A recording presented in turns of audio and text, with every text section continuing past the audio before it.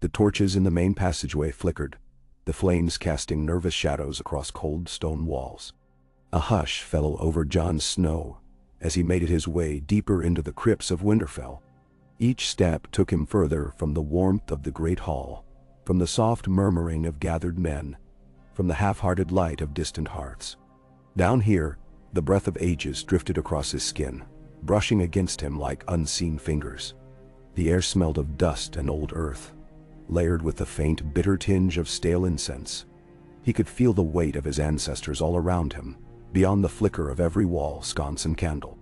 Their presence lay upon the darkness like a heavy cloak, pressing in on all sides, reminding him that the living had small business among the dead. He descended the stairs as quietly as he could, not wanting to draw attention to himself or disturb the silence that felt almost sacred. Each footfall echoed in the deep, musty air, and he couldn't help but feel a pang of apprehension with every echo that rose and fell.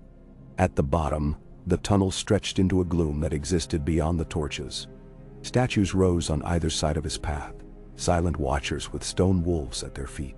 The lords of Winterfell were interred here, each with his iron sword laid across his lap, each sword gone to rust over time. Jon was never entirely comfortable in this place, even as a boy, but in recent days, the pull to walk these halls had grown stronger. It felt as though something or someone was whispering to him, calling him down into these depths. He could not explain it to himself, let alone to others. He had come to know the crypts far too well. His childhood had been haunted by half-formed tales, that King Torrhen Stark's bones still rattled in their coffin, that the ghost of Brandon Stark roamed the corridors at night, unable to rest because of some ancient wrong. He had heard it all from old Nan as a child, stories told in the flickering firelight of the castle's kitchens.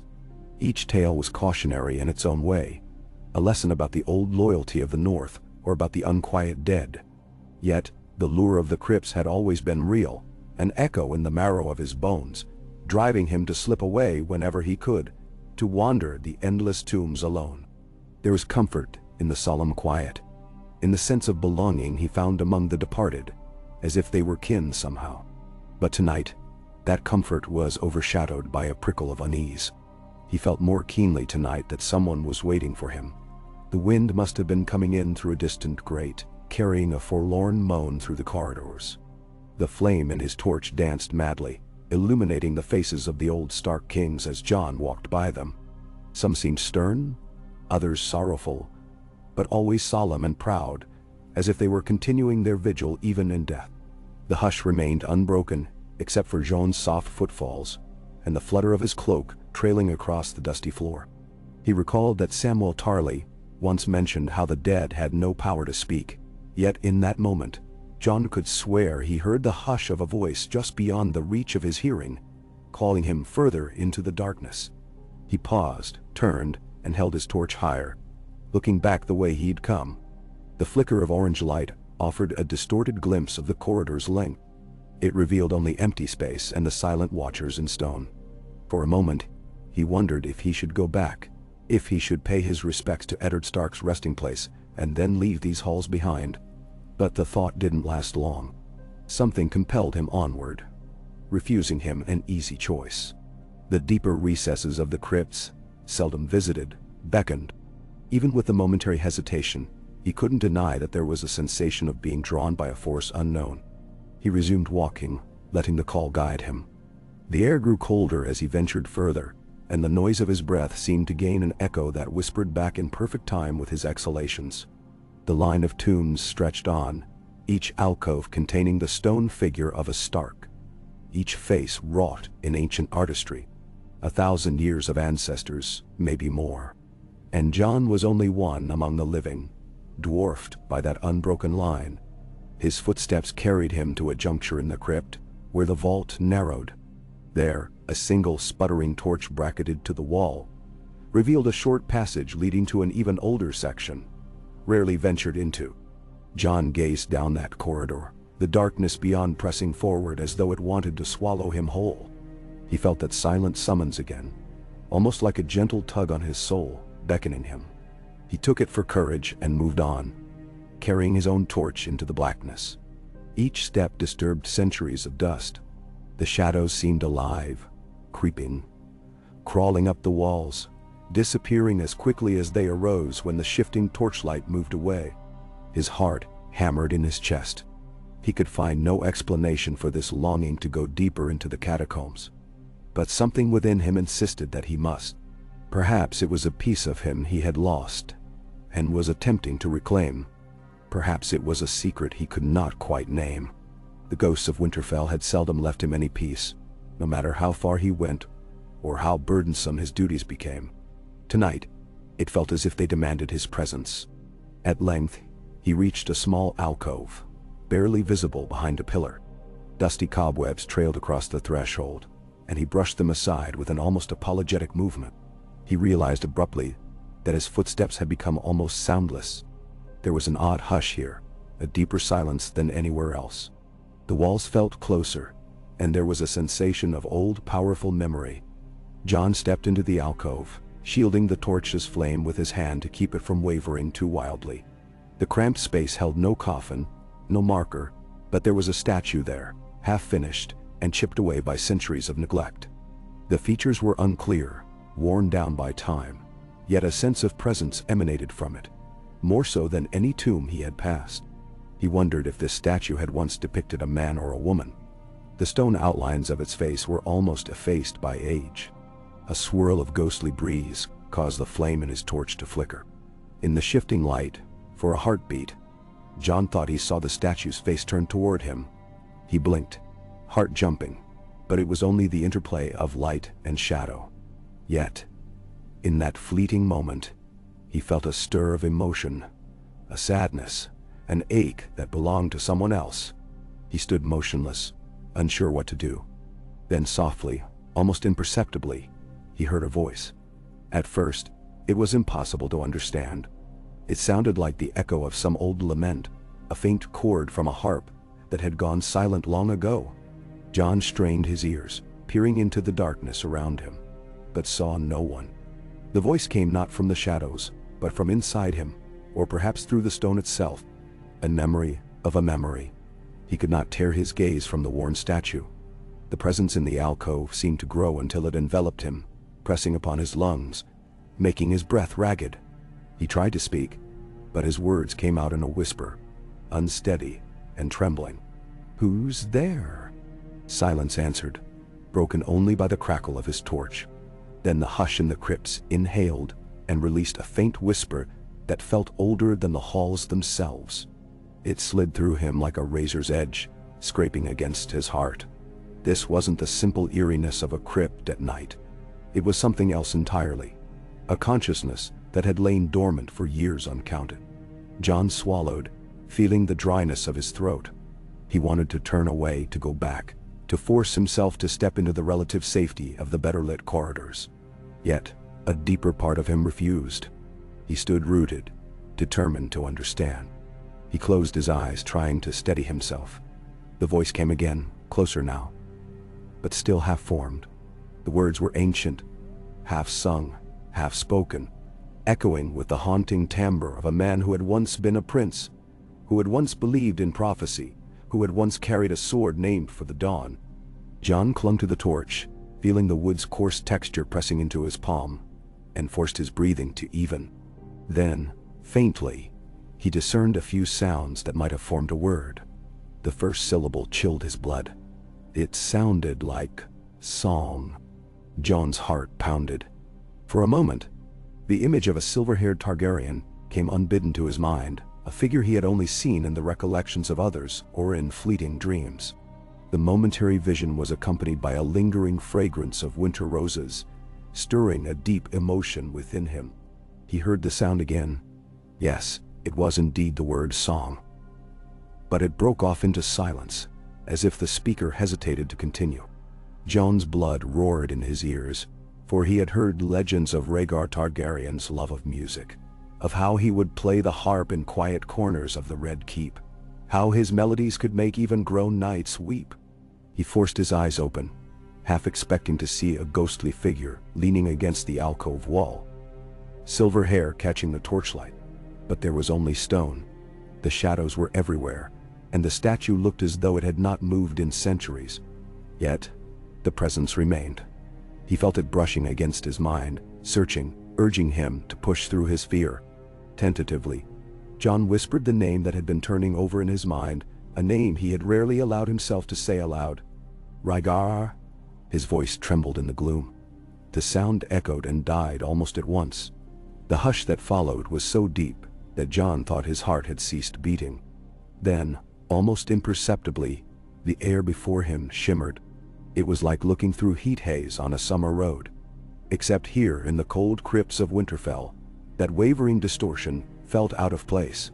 Carefully he lifted his torch closer, hoping for a better look. A swirl of dust motes danced in the light, and for a fleeting instant, the outline of a figure flickered into being. Tall, lean, dressed in clothes that seemed centuries out of style. The figure's hair, half concealed by a faint ripple of shadows, was of a pale hue. Jon's mouth went dry, and he clenched the torch to keep his hands from shaking. "Who are you?" he asked, though he sensed the answer. It was more a plea for clarity than a real question. The shape wavered, nearly faded, then reasserted itself with a faint swirl of air that caressed Jon's face, gentle as a lullaby. And in that swirl he heard the voice again, as though some intangible essence had learned to speak anew. It bore a sorrowful undertone, regret and longing weaved into every syllable. It whispered, "I am a ghost of the dreams you've never had. I am Rhaegar Targaryen, come at last." Jon's torch nearly slipped from his grasp. He recovered his hold quickly, terrified that he might be plunged into utter darkness with only this manifestation for company. He stood transfixed, his throat tight, his head swirling. He felt as though he were lost in a tempest of confusion. For Rhaegar Targaryen was the father he had never known, the man who had caused so much strife, so much war, and yet the man responsible, in a way, for his very existence. Jon had spent years believing himself to be a bastard, only to have that certainty stripped away by revelations too momentous to fully grasp. And now at the very seat of Stark ancestry, he found himself face to face, or near enough, with the spirit of his father? He had no words. His heart hammered in his chest. The shimmering figure flickered again, threatening to dissolve. Jon sensed that if he let his fear consume him, the ghost would vanish, and he would lose any chance of understanding. So he steeled himself and inhaled slowly, trying to remember that he had faced the White Walkers, that he had fought in battles beyond counting. Yet, here, in the quiet of the crypts, he felt like a helpless boy. The spirit's voice reached him again, a little clearer this time. "I have waited," it said. "I have watched. Will you hear me, my son?" "Eddie." Jon's chest tightened, and he found that he could not speak at first. The words came to him only after he nodded, his lips parting in a tremulous breath. "Yes," he finally managed to say, voice hoarse. "I'll hear you." The admission seemed to calm the trembling shimmer in the air. He felt a subtle wave of warmth emanate from the ghost, as though the ghost itself sighed in relief. The face of Rhaegar hovered in the gloom, still indistinct, but undeniably present. There was an ineffable sadness in his half-formed gaze, and a weighty sorrow that reminded Jon of the burden every Targaryen was said to carry. Time felt suspended in that alcove. Jon could no longer sense the passing of minutes or hours, only the hush between heartbeats. His father's spirit, or the echo of it, spoke in halting phrases, the words pulled from some half-remembered realm. Rhaegar spoke of prophecy, of the promise of a prince who was promised, of a song of ice and fire that must be born. The ghost's voice rose and fell, growing faint and then strong again, as if something tugged at it from the other side, threatening to pull it away. Jon caught fragments of a lament about mistakes made, about a destiny only partially understood. He heard the name Lyanna whispered like a benediction, and felt tears threaten to burn in his own eyes. There was an immediate intensity in hearing her name from the lips of a man who had loved her enough to risk a kingdom, to lose a throne, to start a war that reshaped the world. Over and over, he heard the refrain of a harp. Though no instrument was to be seen, it played a melody so sad that Jon's heart clenched with every note. He felt as though it were binding him in place, urging him to remain still. to listen to every word. In that swirling cacophony of memories, glimpses surfaced. A beautiful young woman crowned with blue roses, a tower that rose above dawn's light, the war cries of men clashing on the trident. There was blood, and sorrow, and fleeting hope. Then all was lost, undone by the sword and the fury of kingdoms. Jon stood wrapped in that dream, uncertain which parts were truly his father's recollections, and which might be illusions conjured by the spirit's desperation. At last, Rhaegar's voice coalesced into something sharper, more purposeful. "I failed to protect you and your mother," he whispered. "I thought I had time, but I was wrong. My father's madness, Robert's thirst for vengeance, I did not foresee the scope of the storm." The ghost paused, swirling again, the edges of his form distorting. It was as if old guilt threatened to destroy him anew. Jon listened in rigid silence, allowing the spirit to bear its regrets. These confessions were both a balm and a curse. He had grown up resentful of a father he believed had never existed for him, but the knowledge that Rhaegar was lost to forces beyond his control changed that resentment into an unfamiliar ache. His voice came to him at last. "You died before I ever knew you. And my mother, she..." He broke off, feeling the weight of the crypt pressing in on him. It seemed impossible that he should have this conversation in such a way. The ghost's reply was soft, tinged with bitterness. "I died believing I would return to you. I fought at the Trident with the hope that after I won, I could make right what I set in motion. But fate was not kind, nor was I wise enough to see the traps. We are all bound to a larger story, Jon." Hearing his own name spoken by the spirit that called itself Rhaegar Targaryen sent a strange tremor through Jon. Even now, it was difficult to accept. He felt the weight of his father's gaze, or what passed for it, as if the ghost was peering into his very soul. "Why have you come?" Jon finally asked, voice raw. "Why now? Why here?" The swirling presence seemed to sigh. "Your heart called to me. This is your home, but your blood is mine as well. Blood has power, especially in a place so steeped in history. You walk these halls with the burdens of both House Stark and House Targaryen on your shoulders." A shiver ran down Jon's spine. He thought of the vow he had made when he took the Black, the vow he had later broken, or at least circumvented, by leaving the Night's Watch to save his family. He thought of the crown that some had tried to place on his head, the responsibilities of a realm he had never truly sought to rule, and the knowledge that his true name lay somewhere between the identity he had used all his life and a heritage that seemed to belong to someone else. "What do you want of me?" he whispered, uncertain of how to address the spectral father, uncertain if he even had a right to call him father at all. For a moment, the ghost flickered, and the crypt was deathly still. When the spirit re-emerged, it seemed more defined, though still translucent.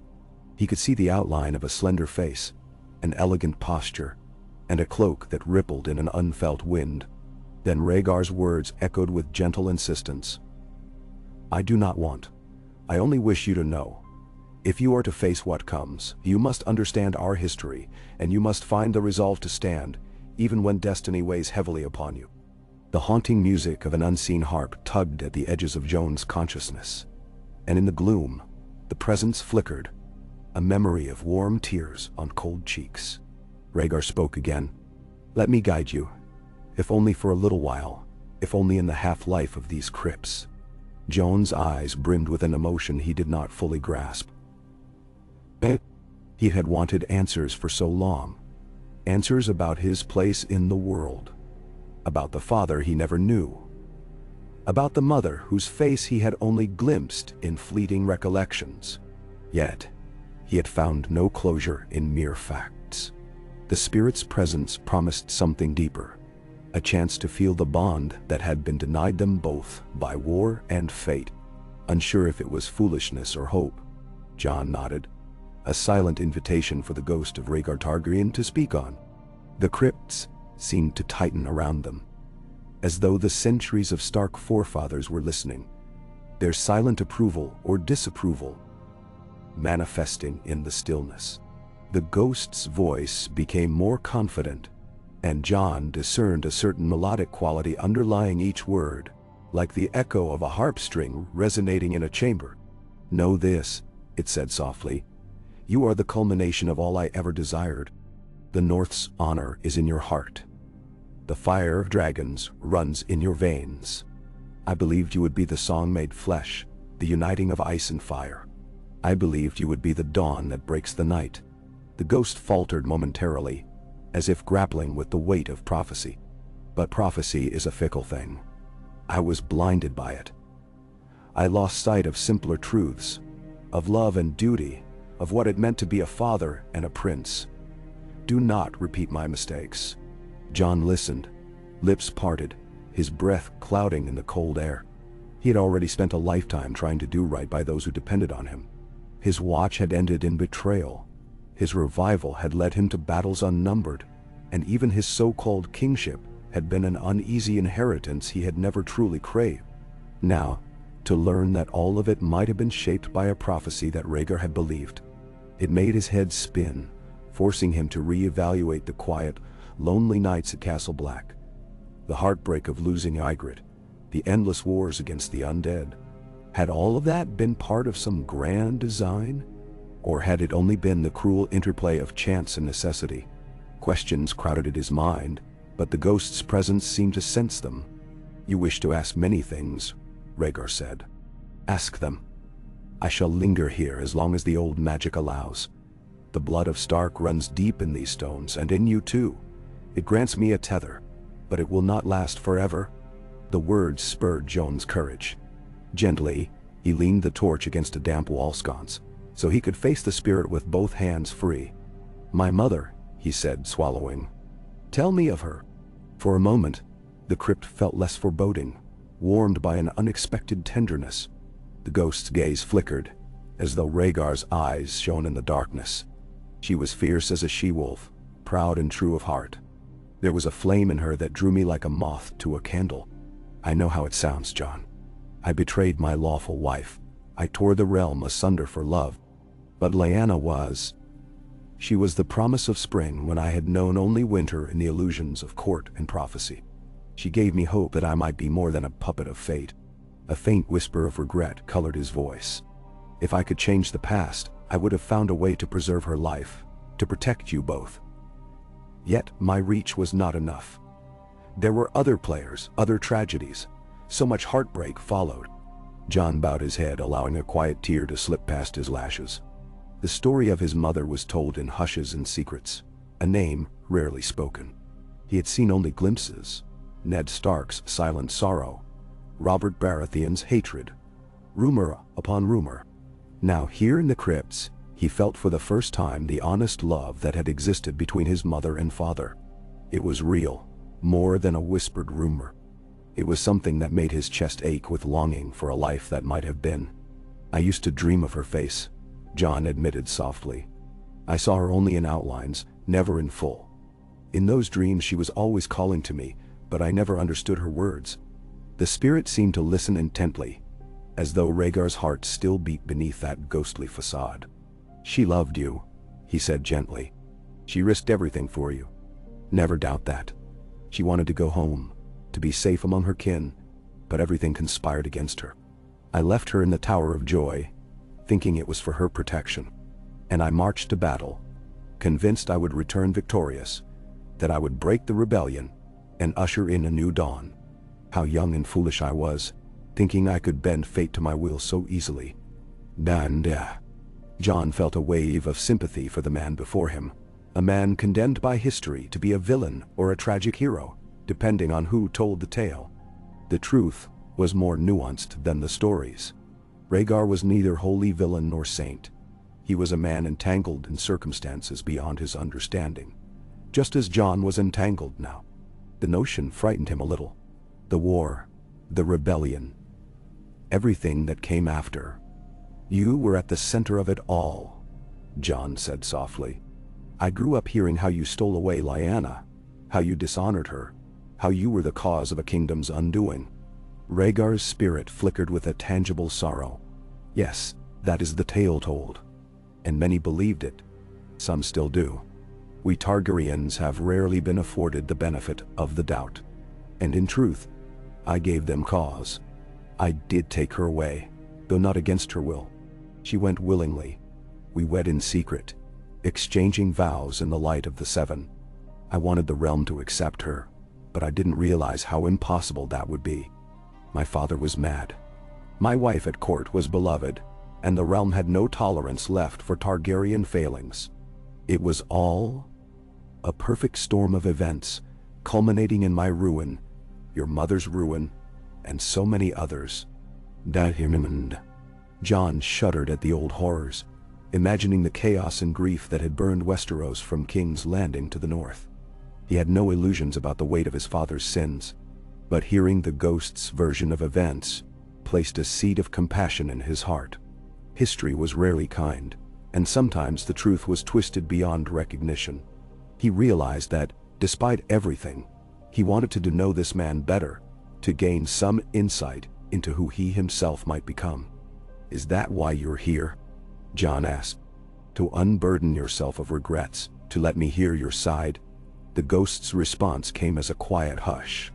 A swirl of dust drifted between them, and Jon could almost see the faint flicker of a harp string, the memory of a chord that lingered in the still air. Then Rhaegar spoke, his words weighted with a calm resolve. "Ice and more. I also come to guide you if you'll let me. The living seldom heed the dead, but we can offer perspective that the living may overlook." His voice grew quieter, as though the old magic tethering him here wavered. "I sense the burdens upon you, your battles in the north, your role in the wars to come. There is a storm gathering once more, is there not? Ancient terrors that walk in the cold, an unearthly threat that overshadowed even my father's madness. The White Walkers? You have fought them?" Jon nodded gravely, feeling a new tide of sorrow wash over him. "I have. They are real, and they are terrible. The wall was never meant to last forever, and we face a threat beyond any petty war for crowns. I tried to unite the realm to forge alliances, but men still cling to old grudges. They do not see the true danger." Rhaegar's form seemed to lean forward, as though trying to impart some measure of comfort or determination. "Your legacy is one of unification, my son. You are both wolf and dragon. You can speak to both sides of this war, bridging divides I never could. Your mother's people trust you, though they see you as Ned Stark's son, and the Targaryen name, though feared, can wield power that might rally uncertain lords. If you must fight the darkness, use every scrap of your heritage. Do not let it go to waste." The words struck Jon like hammers, forging new resolve within his heart. How many nights had he lain awake, torn between the names Jon Snow and Aegon Targaryen, each one representing a different fate? Was it possible that he was meant to unify those halves, to be a bridge between the North and the Dragon's Fire? He realized that, deep down, part of him already believed it. That was why he had gone beyond the wall, why he had knelt to Daenerys Targaryen, why he had tried to show all of Westeros that an enemy beyond their petty conflicts waited. Yet, the ghost of Rhaegar's words gave that belief fresh power. He lifted his gaze, feeling the weight of the crypt press in on him once more. The statue behind the ghost seemed to loom, a silent sentinel that had borne witness to the conversation. Perhaps it was only stone, or perhaps it contained the memory of some old magic that allowed father and son to speak. In either case, Jon felt tears welling again, both sorrow and the faint glimmer of hope. He wondered if Ned Stark had ever suspected that such a moment would come, if Ned had known how Jon would one day reconcile with the father he never knew. Jon thought of Ned's sacrifice, of how his uncle-father had kept Jon's parentage secret at the cost of his own honor. He felt fresh gratitude and renewed grief. Rhaegar's voice roused him from the tangle of memories. "You have questions still," the spirit said gently. "Ask them, and I will answer what I can. But we must be swift. The deeper halls of Winterfell do not easily allow the dead to linger. The old gods watch, their roots grown into the foundations. I feel them stirring." Jon swallowed and mustered his courage. "My name," he said softly. "I am Jon Snow, or so I have been. But I was told you named me Aegon, which is true." The ghost gave a faint, sad smile. Your mother and I agreed upon the name Aegon Targaryen. In the traditions of House Targaryen, I believed it would herald your destiny. But you were not raised in the Red Keep or Dragonstone. You grew up in the north as Jon Snow. That name is no less real for not being the one I chose. You are both in truth, and if you wish to honor both sides of your blood, you can claim whichever name best serves your purpose. Jon nodded, relief mingling with sorrow.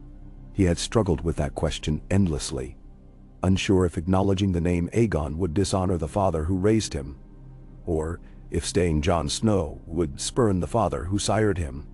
Now to hear from Rhaegar's own lips that he could be both wolf and dragon felt like the lifting of a great weight. I will remember, Jon said. I will carry both names in my heart. But in this life, I think I will remain Jon Snow to most. That was the name I had in my darkest hours. Rhaegar inclined his head, the motion barely visible in the flickering silhouette he cast. So be it. One day, you may find reason to raise the Targaryen banner. But it must be your choice, not a prophecy's command. The crypt fell silent for a time, and Jon was keenly aware of how short their moment was. He sensed that if he lingered too long, the ghost would be lost to him, sucked back into the void that parted the living from the dead. He had so much more he wanted to say. He wanted to ask about Rhaenys and Aegon, the half-siblings he never knew, about Elia Martell, about the Targaryen madness that might lurk in his own veins. But words stuck in his throat. At last, Jon forced them out, feeling the desperate need to speak before time ran out. Tell me about my siblings, he said. The ones who died in King's Landing. Pain swept across Rhaegar's face, or what passed for it, and the ghost seemed to tremble with memory. They were young, innocent, and undeserving of their fate. Elia was a gracious wife and mother, but our union was arranged, political. Yet I loved my children. I truly did. If I could have saved them, I would have. Their names were Rhaenys and Aegon, and I remember Rhaenys' laughter most of all. She was such a bright child, fearless in her curiosity. And Aegon, he was but a babe. He barely knew the world before it was taken from him. Now, the sorrow in those words tore at Jon's heart. He thought of the cruelty of Gregor Clegane, the monstrous acts that had sealed the fate of Rhaegar's heirs. War had always been merciless, but to snuff out children was a cruelty beyond measure. A renewed understanding of his father's tragedy took hold. I'm sorry, Jon said, realizing how hollow those words sounded. But it was all he could offer. The ghost seemed to appreciate it, for the swirling air around Rhaegar's figure softened, as though a gentle wind passed through, carrying the memory of tears. Thank you, the spirit murmured. Remember them, if you can. Let the knowledge of their existence guide you to protect those who might yet be spared such horror. A hush fell then, and Jon sensed that the ghost was fading. The flicker of the torchlight made it clear that the shimmering presence grew less distinct with every passing moment. He felt a surge of desperation. He wanted more time. He wanted days, months, years. He wanted to learn every nuance of the father he never had. But a desperate want does not sway the boundaries between life and death. Wait, he pleaded. There is so much more. The ghost flickered, bent forward, and Jon felt a phantom hand almost brush his cheek, though he knew it could not truly touch him. I will always be with you, Rhaegar whispered. In your blood, in the chords of a song you have yet to sing. And do not forget your mother, and the father who raised you with honor. They all shaped you. The choices you make will define you more than anything I leave behind. With that, Rhaegar Targaryen's spirit faded, dissolving into a swirl of dust motes that danced one last time in the torchlight. The crypt grew colder, the hush settling in once more profound than before. Jon stood there, hands trembling, tears trickling silently down his cheeks. He remained that way for what felt like a small eternity, struggling to compose himself, to store every fragment of the conversation in his memory. At length, he became aware of the encroaching dark. The torch had nearly burned down, the flame guttering, ready to die. He carefully picked it up, raising it for what little illumination remained. He felt exhausted, drained, yet oddly resolved. The knowledge imparted by the ghost, by his father, was a burden and a gift in equal measure. He would carry it with him, let it shape his decisions, but he knew it would take time to truly absorb. Turning, he found his way back along the corridor. The old statues watched silently, their stone faces unchanging in the flicker of waning firelight. He passed the resting place of Ned Stark and paused just long enough to dip his head in gratitude. "Thank you," he whispered, his voice echoing faintly, "for everything you did, and for never telling me the lie, even if it was for my own protection." Then he moved on. He ascended the stone steps, each one a reminder that he was returning to the realm of the living. The weight in his chest felt immense, but at the same time, there was a glint of something like hope. The quiet halls above slowly came into view, the torch sputtering its final embers. Jon stepped out of the crypts and into the corridor that led to the great hall, his ears gradually picking up the distant lull of activity, the gentle hum of voices, the occasional bark of a hound. He knew that outside, in the courtyard, men would be sharpening swords, preparing for whatever fight lay ahead. Arya might be practicing with her blade. Sansa might be in some council meeting. Daenerys, should she be here, might be planning her next move. All of them, in their own way, looked to Jon Snow for guidance. Yet behind him, in the crypts, lay the final words of a man whose actions had shaped kingdoms. A father he had never known, a ghost who had come to guide him in the shadows of his ancestors. Jon took a deep breath, letting the chill of the northern air fill his lungs. He closed his eyes and listened to the drumbeat of his heart. The burdens felt heavy, but he held them anyway, because he must. Slowly, he released the breath. He would not speak of what he had witnessed, not tonight. There would be time to reflect, time to decide how best to use what he had learned. For now, he would keep it safe, locked in the depths of his soul. He made his way toward the faint glow of lanterns at the far end of the hallway, each step quieter than the last, as though he were still half lost in the crypts. He felt the ghost's presence like a newly forged chain around his heart, not a shackle, but a link to something greater. Wolf and dragon, ice and fire.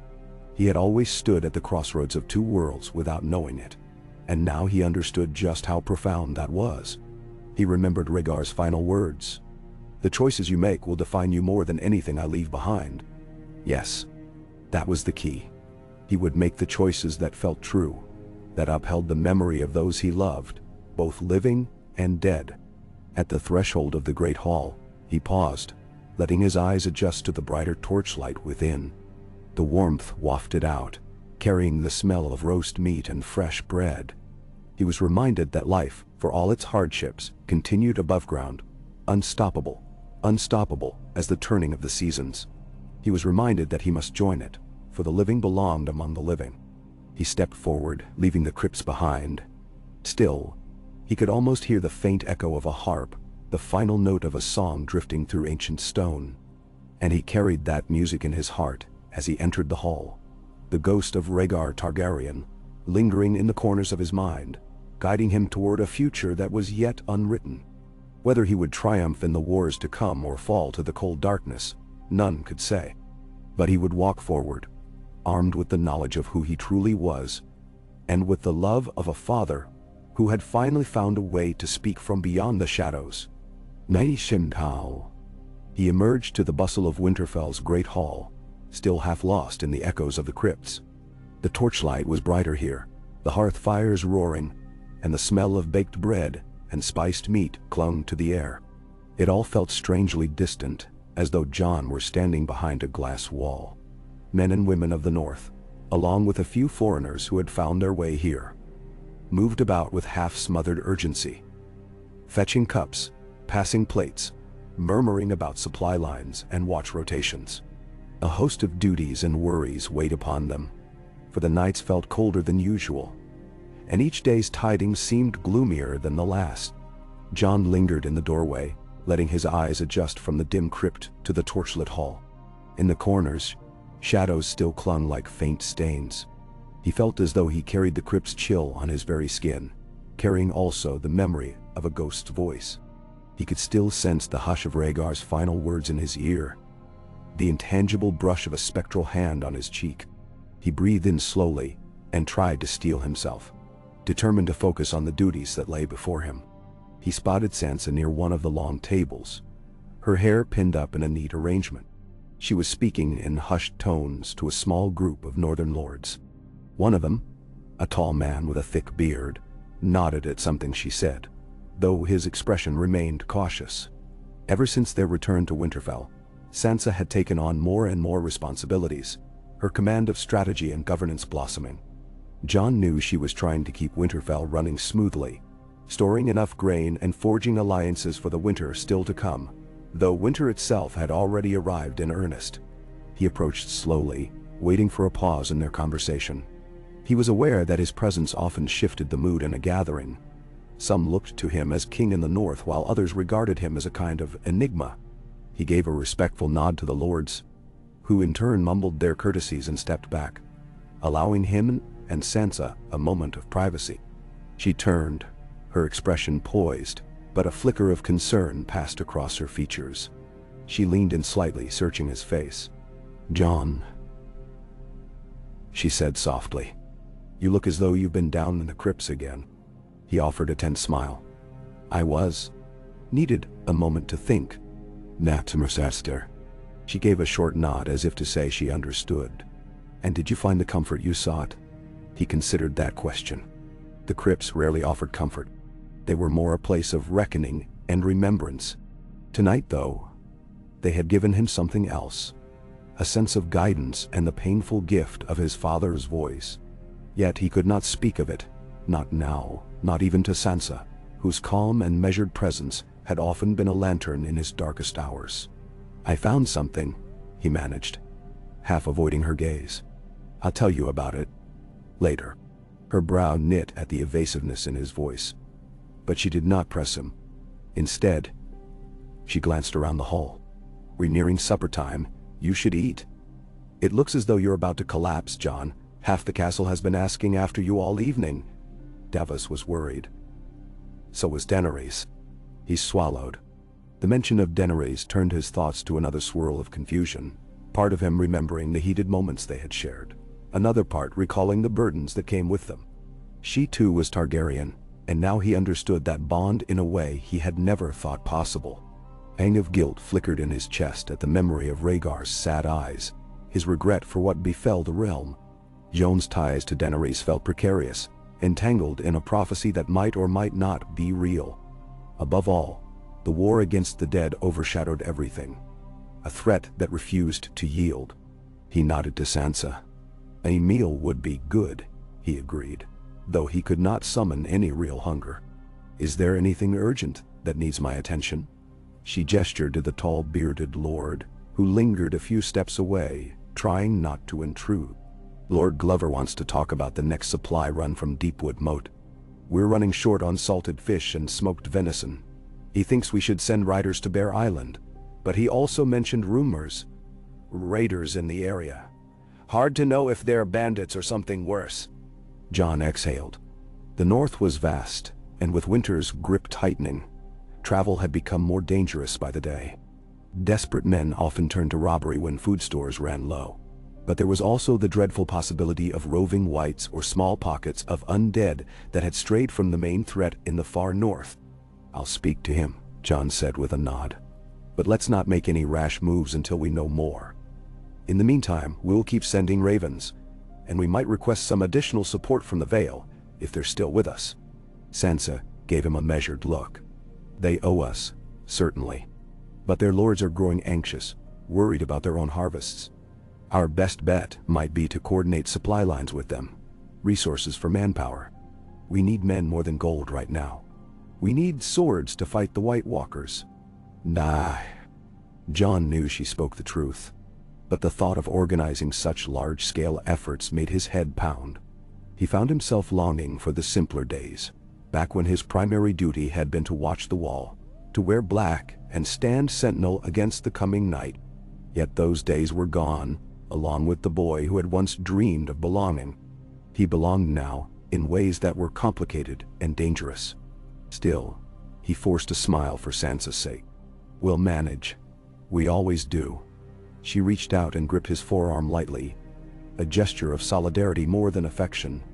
Then she parted, leaving him with the tall bearded lord and a handful of guards who had been patiently waiting.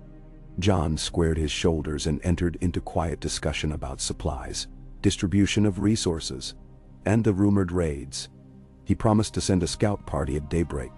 He listened to talk of freezing roads and uncertain alliances, all the while feeling the crypt's chill lingering in his bones. In truth, he was only half there, his mind drifting to the memory of that spectral figure and the words that had been spoken in the gloom. It took an effort of will to keep his responses coherent. Eventually, the discussion wound down, and the tall bearded lord departed, bowing with gruff respect. Jon realized the hall had grown emptier. The bustle settled into a subdued murmur as people claimed seats and began their evening meal. Candlelit tables stretched in 2 neat rows, a scattering of men and women, seeking comfort in warm cider and stew. He spotted Davos at the far end, hunched over a bowl, deep in conversation with Gilly. Sam was likely off in the library, or perhaps double-checking some old text about the army of the dead. Arya was nowhere to be seen, which usually meant she was practicing or exploring the castle's lesser-known corners with silent steps. Jon let out a quiet sigh and moved toward the table where Davos sat. His old friend looked up when Jon approached and gave a faint, wry grin.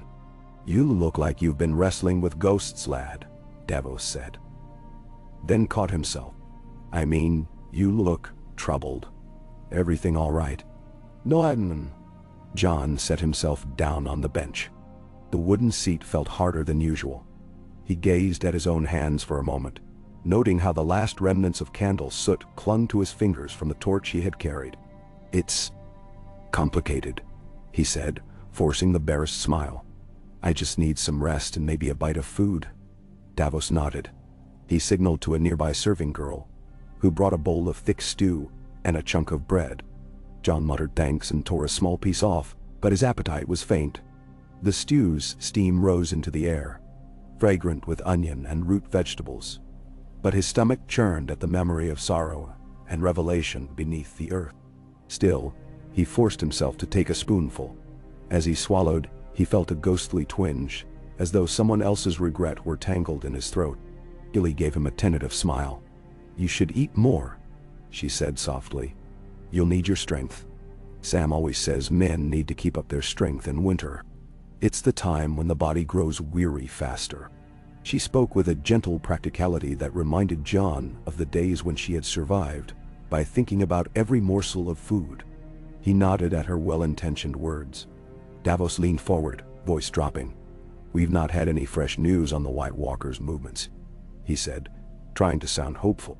"Perhaps it's best to use that time to prepare. Some new arrivals are trickling in from the smaller houses. Even a few Ironborn, sent by Yara Greyjoy, as far as I can tell. But the question remains, how do we unify them into a single army?" Jon considered that question, remembering Rhaegar's plea to unify.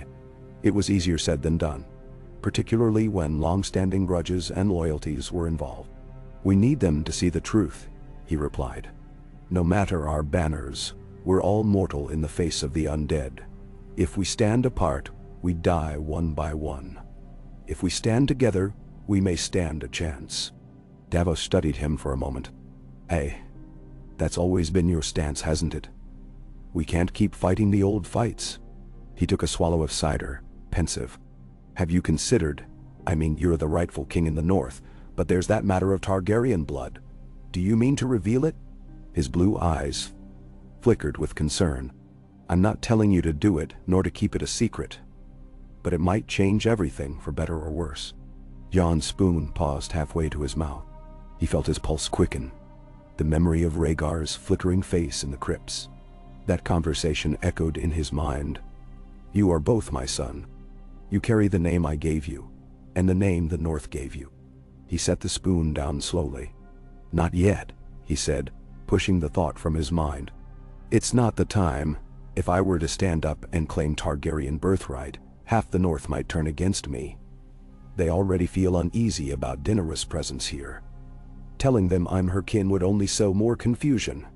For now, I am Jon Snow, and that must suffice. Davos inclined his head in understanding, though worry remained in his gaze. I trust you to know the right time. But keep in mind, secrets have a way of surfacing sooner or later. Best it come from you, rather than some rumor or someone else's ambition. Men are to on. Jon gave a faint, grim nod. I'll remember. The stew in his bowl had cooled somewhat, forming a thin layer of fat at the edges. He forced himself to eat a few more bites, chasing them down with water. His body needed the nourishment, even if his spirit felt unsettled. The great hall's door groaned open, and a gust of cold air swept in. Jon glanced over his shoulder to see who had entered. A pair of Dothraki bloodriders stepped inside, uneasy in the northern chill, but stoic as ever. Between them walked Daenerys. She wore a dark cloak trimmed with fur, her silver blonde hair pulled into a simple braid.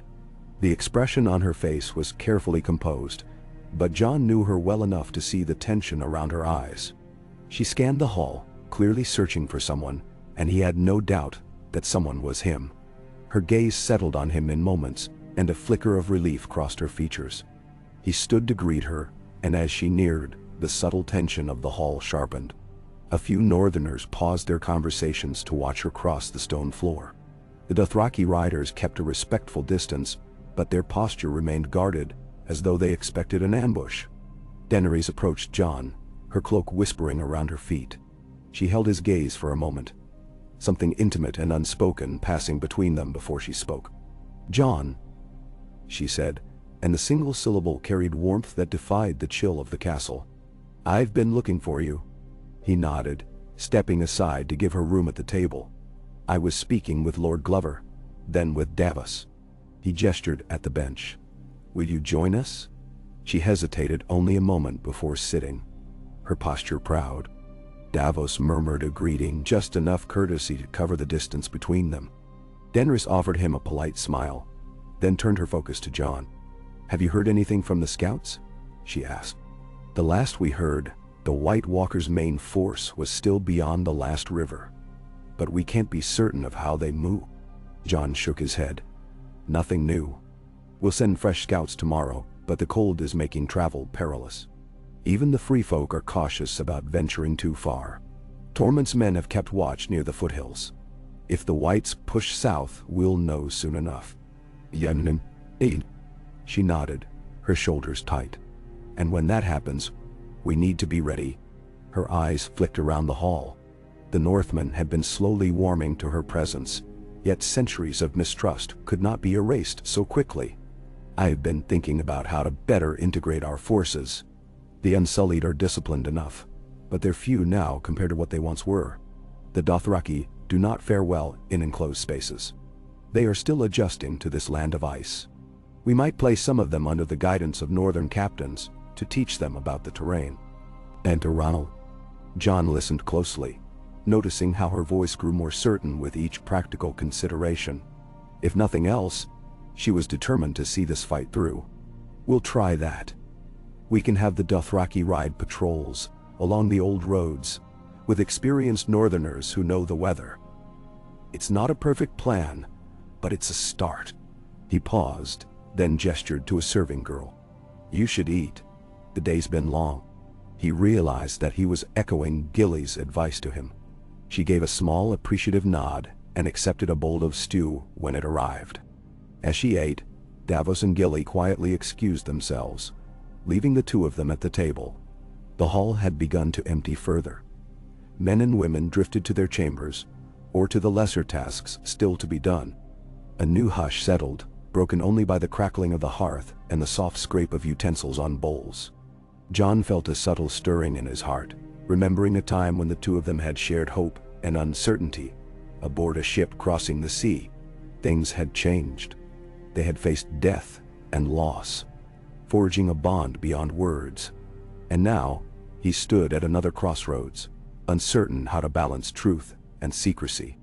He studied her as she took a spoonful of stew, as her lashes lowered at the taste. The flickering candlelight caught in her hair, turning it almost molten silver.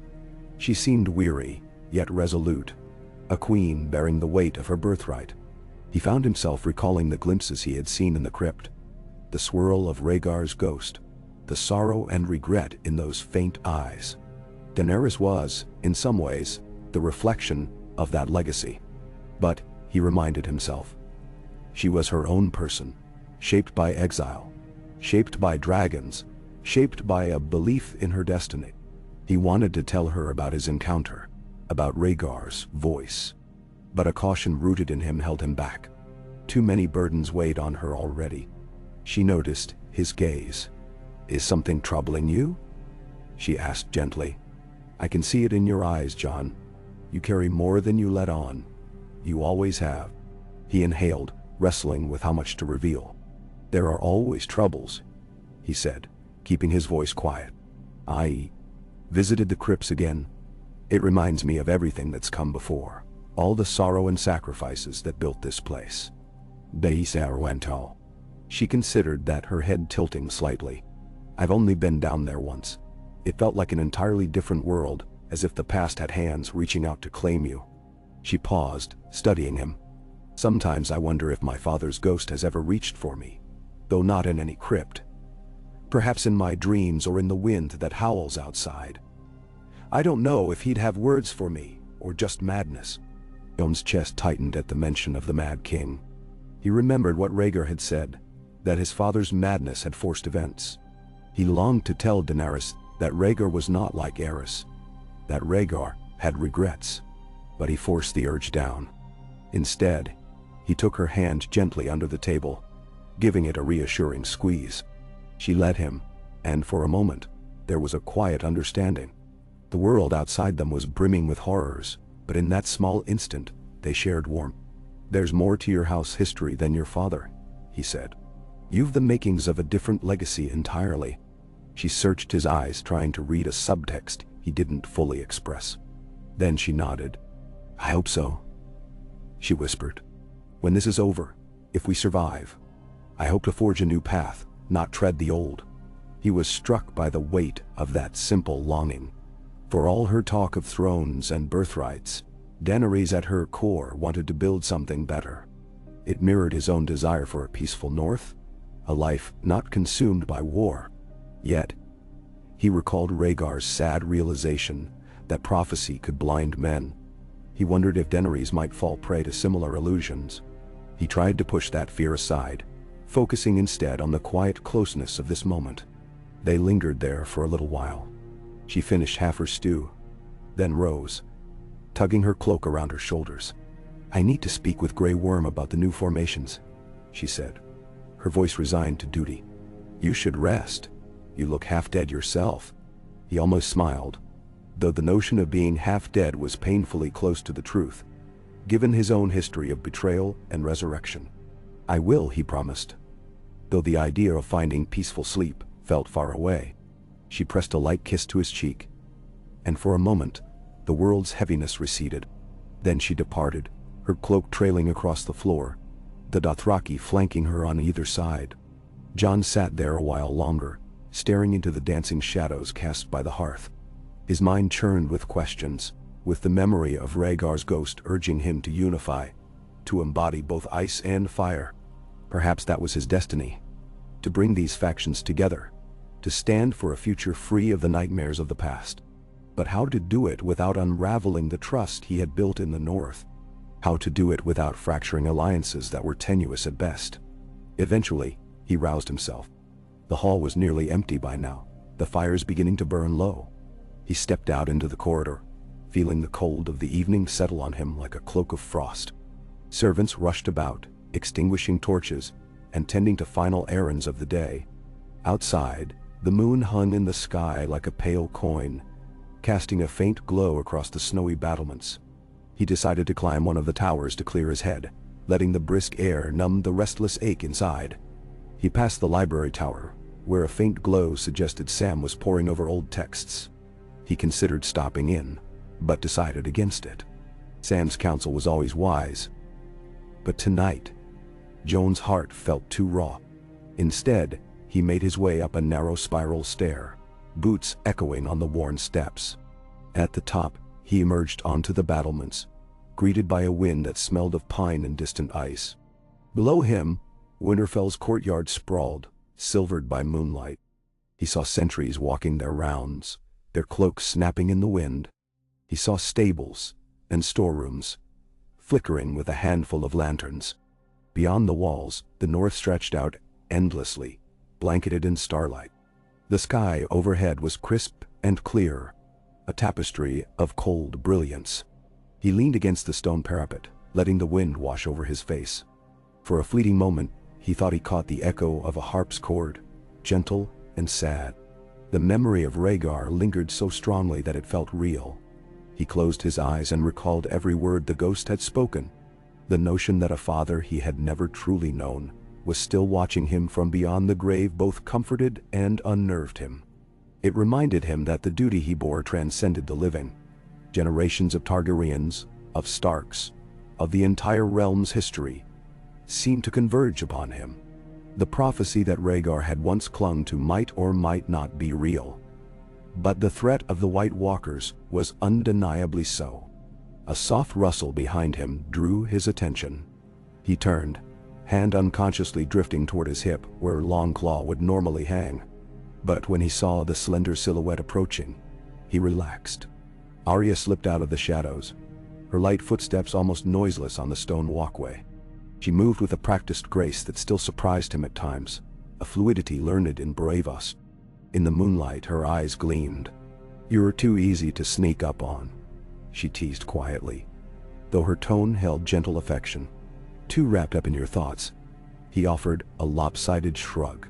"I have a lot of them these days." She came to stand beside him, looking out over the courtyard. "I know. We all do. But you more than most. Davos told me you were brooding again." She cast him a sidelong grin, a flicker of the mischievous girl she once was. Jon sighed. "He's not wrong." He paused, glancing at Arya. Her hair was shorter than it had been in childhood, though she had let it grow out some since returning to Winterfell. There was a tautness in her posture that spoke of readiness for conflict. "Has the training yard grown too tame for you?" he asked, a playful note in his voice. A small smile tugged at her lips, but it quickly faded. "There's no time for me to be content with a few practice dummies. I sharpen my sword at night, and I dream of the battle to come. Sometimes I dream of ghosts," she said, her voice growing quiet. "The faces of people I've lost. Sometimes I see father. Sometimes I see others I'd rather forget." Jon reached out to place a comforting hand on her shoulder. "Ghosts," he echoed softly, thinking how intimately he understood that word tonight. "They don't always come to frighten us. Sometimes they come to remind us of what matters." He found himself recalling how he'd once teased her about needlework, how she had found her own needle in the shape of a sword. So much had changed, yet the bond between them remained. He would not let it fray, no matter the storms that lay ahead. Arya studied him, her keen eyes seeming to peel back layers. "Something's different about you," she said after a moment. "You're quieter, more weighed down than normal. Did something happen in the crypts?" She must have guessed his destination. The crypts were a known refuge of his. He wondered if he should tell her, if that would betray some vow of silence. But how could it? Rhaegar had not forbidden him from speaking. The conversation was private, yet perhaps Arya could understand. "I heard a voice," he said, measuring his words carefully. "I can't fully explain it, but it was fatherly. It felt real, a ghost or a spirit." He stopped short of naming Rhaegar. Even to Arya, it felt too soon. She tilted her head, absorbing his confession. "A voice from the dead," she said softly. "And it comforted you, or troubled you?" He exhaled, a swirling cloud forming in the cold air. "Both," he admitted. "It reminded me of how big this fight really is, how much history is behind it. How many people, living and dead, are counting on us to do what must be done." Arya's features softened. "We'll do it," she said with quiet conviction. "We'll stand against the dead, and we'll hold the North. Father and Mother, Bran, even Rickon, who's gone now. They're all part of us. And yes, maybe they watch from wherever they are. Maybe that should give us strength." Jon nodded, moved by her words. She had come so far from the little girl who had once trailed after him in the courtyard. There was a steel in her that matched her blade, tempered by loss and hardship. "You're right," he said, turning his gaze back to the starry sky. "We stand for them. We stand for the living." They fell into a companionable silence, the wind stirring their cloaks. After a time, Arya slipped away, her footsteps vanishing into the gloom. Jon lingered, letting the night air fill his lungs until his skin felt numb. Eventually, exhaustion dragged him back inside. He descended the tower stair, mindful that if he did not rest, he would be of no use to anyone. The corridors were nearly empty, lit by only a few guttering torches. The hush of Winterfell at night always felt different from the crypts. Less of a sacred silence, more of a lull before the next day's tasks. He made his way to his quarters, stepping through the wooden door into the dim room. A small fire burned in the hearth, courtesy of some thoughtful servant. He set Longclaw aside, removed his layered furs, and eased himself onto the bed. The mattress sank beneath his weight, the covers smelling faintly of lavender from the drying herbs placed by the maids. For a moment, he closed his eyes and listened to the crackle of the fire. But sleep did not come quickly. Instead, his mind replayed the ghostly conversation again and again. The regret in Rhaegar's voice, the call to unify ice and fire, the caution not to repeat mistake. He tried to recall the exact timbre of that voice, the sorrowful shape of the ghost's eyes, the intangible swirl of dust and memory. 1,000 questions still tormented him. If Rhaegar had lived, what might have happened? Could the realm have been spared so much bloodshed? Would the White Walkers still have been a threat, unheeded? It was too vast a tapestry of what-ifs to unravel. All Jon could do now was move forward. He had to act with caution and mercy, with the resolve to protect those who could not protect themselves. In that sense, Rhaegar's ghost had left him a clear path. If only he dared walk it. He dozed off at last, drifting into a fitful sleep haunted by half-formed dreams. In one, he stood on the frozen plains beyond the wall, facing a horde of wights, their eyes like cold blue flames. Rhaegar's harp music played behind him, urging him not to yield.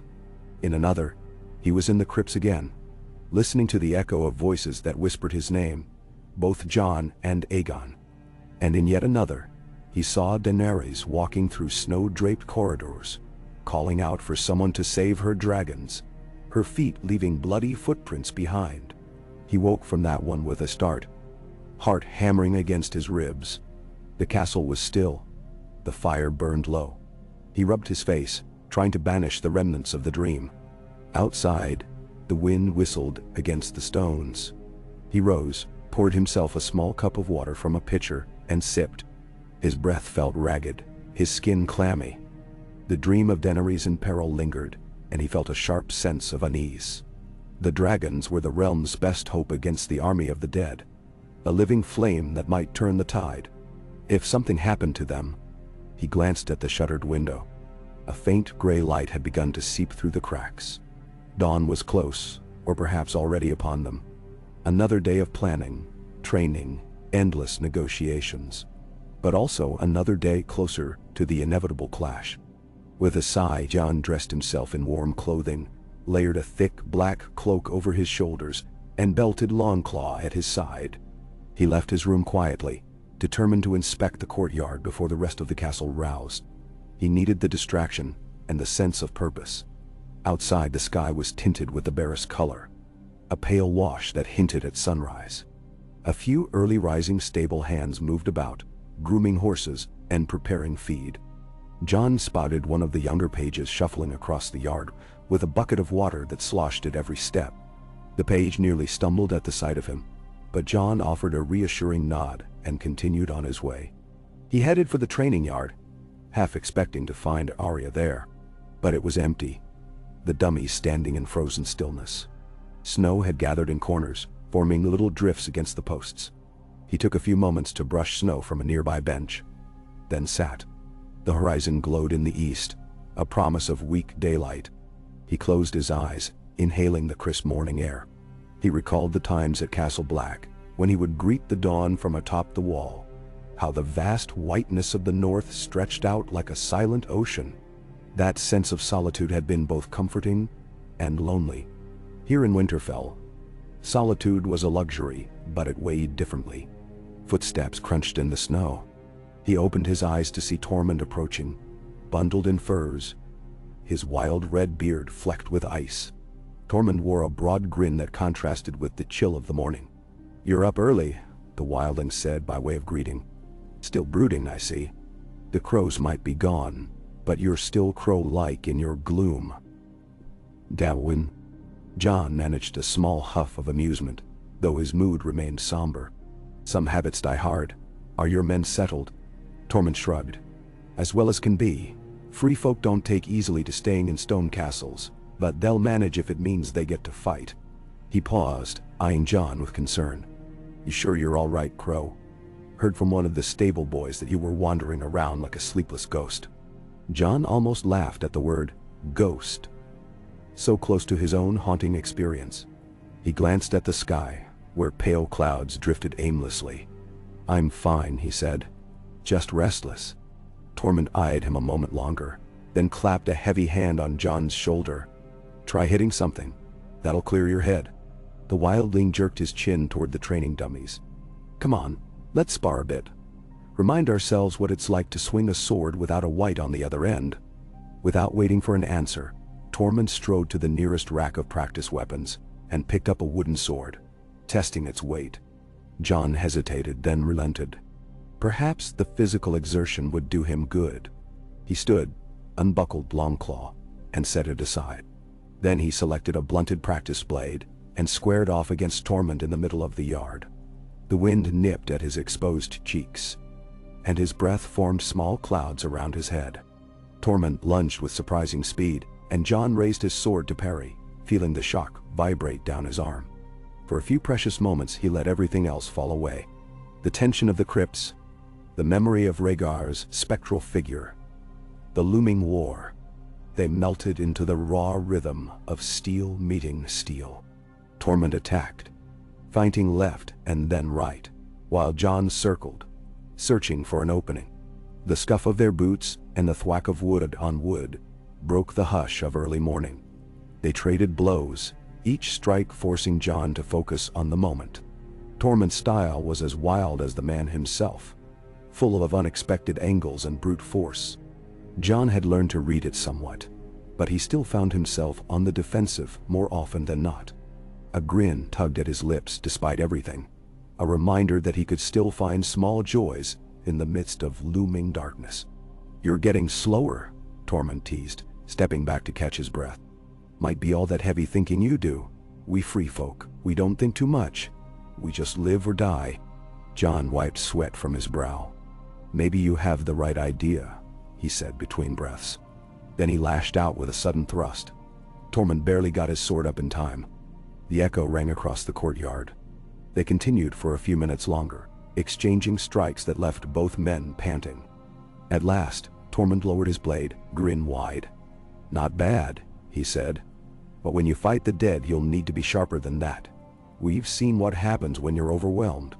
Jon nodded. He remembered Hardhome too well. The screams, the chaos, the unstoppable tide of corpses. No matter how ready they thought they were, it might never be enough. He leaned on his wooden sword, trying to steady his breathing. "We'll do our best," he murmured. "We have to." Tormund's grin faded. He reached out and clapped Jon's shoulder again, but softer this time. "We'll stand by you, all of us. We won't go down without a fight. That much I can promise." Jon appreciated the candor. Sometimes it was easy to forget that among the ranks of lords and knights, Tormund was a simpler soul with a direct approach to everything. "Thank you," Jon said, meaning it. The sun inched higher, casting golden streaks across the courtyard. More people began filtering in, some for sword practice, others simply crossing from one part of the castle to another.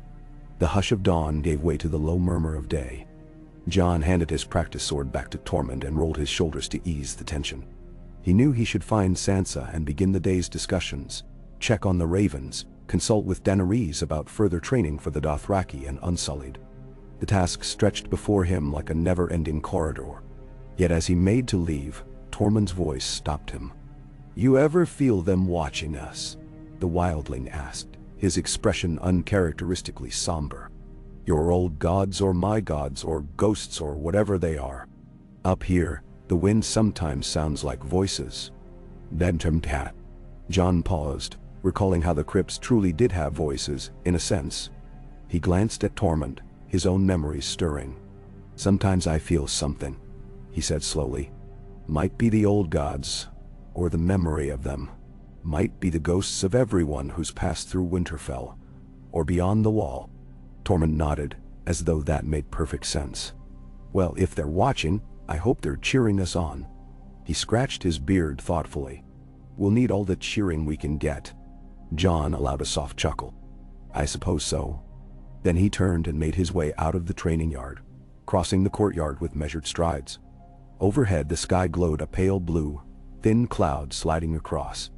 Despite the cold, the day had arrived with a sense of fragile clarity, and Jon found himself clinging to that calm. The ghost's words still churned in his heart, a call to unify and to stand firm against the looming tide of darkness. He did not know how many days they had until the White Walkers pressed closer, until the final battle. But he would do his part to ensure Winterfell stood ready. He headed toward the main keep, where inside those stone walls, men and women of every stripe would gather around tables, discussing strategies, forging alliances, quarreling over resources. In the old council chamber, perhaps Daenerys would wait with her hands folded, Grey Worm at her side, prepared to plan the next steps. Sansa, too, might be there, along with the northern lords, tall bearded Glover, and others. They would talk of ravens and scouts, of forging new steel for the fight. And all the while, Jon would keep the memory of Rhaegar's spectral guidance close, hidden for now. But that memory would shape his choices. He would not be undone by fear or burden. The living needed him to stand tall, to keep them united. Perhaps that was the sum of the ghost's final plea. To learn from the tragedies of the past, so that the future might be spared. And as Jon walked through the courtyard, hearing the crunch of packed snow underfoot, he silently promised the ghost of Rhaegar, and of Ned Stark, and of all those who had gone before, that he would not falter. He carried their hopes and regrets with him, but he would not let them weigh him down.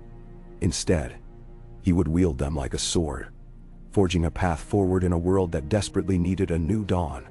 And Jon reached the entrance to the council chamber, where a single guard in northern livery stood watch. The man offered him a grave nod and pushed open the heavy wooden door, letting him inside. The room was large enough to host a modest gathering of lords and captains, but at the hour Jon arrived, only Sansa, Daenerys, and a few of their closest advisors were seated around the table. A fire crackled in the hearth, chasing away the early morning chill. He slipped quietly into the space and took stock of them. Sansa was poring over a scattering of parchment, ledgers, supply lists, and messages from vassals. Daenerys, seated opposite her, appeared equally absorbed in the scraps of information set before her. Grey Worm stood at her left, silent and attentive, his arms folded behind his back. Tyrion was there as well, eyes darting between the sheets of parchment as he sipped from a small cup of hot tea. A moment of quiet reigned, broken only by the occasional rustle of paper and the low hiss of the fire. Jon drew closer. Sansa looked up first, relief flickering in her blue eyes. She gave him a small nod, though she did not abandon the ledger she held in her hands. Daenerys met his gaze a moment later. She didn't smile exactly, but there was a softness to her expression, a trace of warmth. Tyrion was the first to speak. "Good. We were just about to send someone for you," he said. "We've received word from several northern houses. Some of the news is promising, some not so much." Jon took his place at the table, scanning the messages. Several had already been opened, their broken seals resting in a small pile to one side. "What's the gist of it?" he asked, voice low. Tyrion set his teacup down. "House Serwyn reports that a small contingent of whites was spotted north of the last river. Though the group seemed scattered, not part of a larger host. They managed to dispatch them, but they lost 5 men. More worryingly, we have no idea where the rest might be.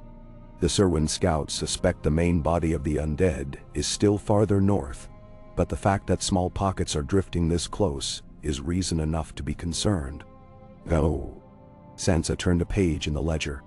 We also have requests from certain minor lords for more grain. They claim their stocks are running dangerously low.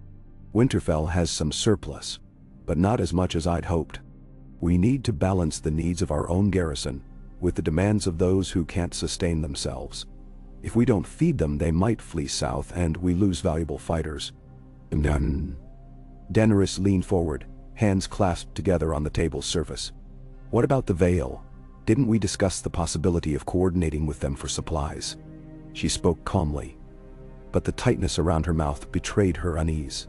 Winter weighed heavily on all of them. Sansa nodded. We sent a raven to Lord Royce. He's open to helping, but only to an extent. Their own harvests aren't endless, and they want assurance we'll repay them when spring returns. Jon exhaled. And at least they're willing to negotiate. That's better than a flat refusal. Tyrion tapped a finger on a small map that lay unrolled at the center of the table. We should consider, too, the strategic distribution of resources. If the White Walkers advance faster than we predict, we might lose certain supply depots entirely. Perhaps we can gather some of the more critical stores here, within Winterfell's walls. The castle is fortified, and if worst comes to worst, we can hold out longer. Jon nodded slowly, but doing so might cause resentment among the minor lords who want their own stores kept local. They'll feel we're consolidating power. We don't want to breed suspicion. Daenerys' gaze flicked over Jon's face. Better suspicion than starvation, she said bluntly, though her tone was measured. If the worst does come, they'll be relieved that someone thought ahead. We cannot fight if our people starve. Grey Worm spoke up, his voice quiet and direct. Your Grace, we've begun rotating unsullied patrols along the walls. We're adjusting to the cold, but it's been slower than I'd hoped. Some men show signs of frostbite, though we've taken measures to treat them. Yes. Daenerys reached out and placed a hand on Grey Worm's forearm briefly, a gesture of acknowledgement. Thank you. Ensure they have proper furs. We can't afford to lose men to the cold, not before the battle even begins. Jon leaned forward, scanning the table's contents once more. There were letters from across the north, some from houses he'd never even visited.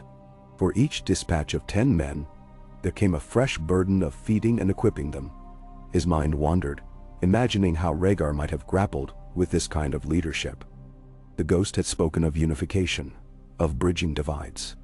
Jon felt that lesson now more keenly than ever, a weight pulling at his chest as he realized just how delicate every alliance could be.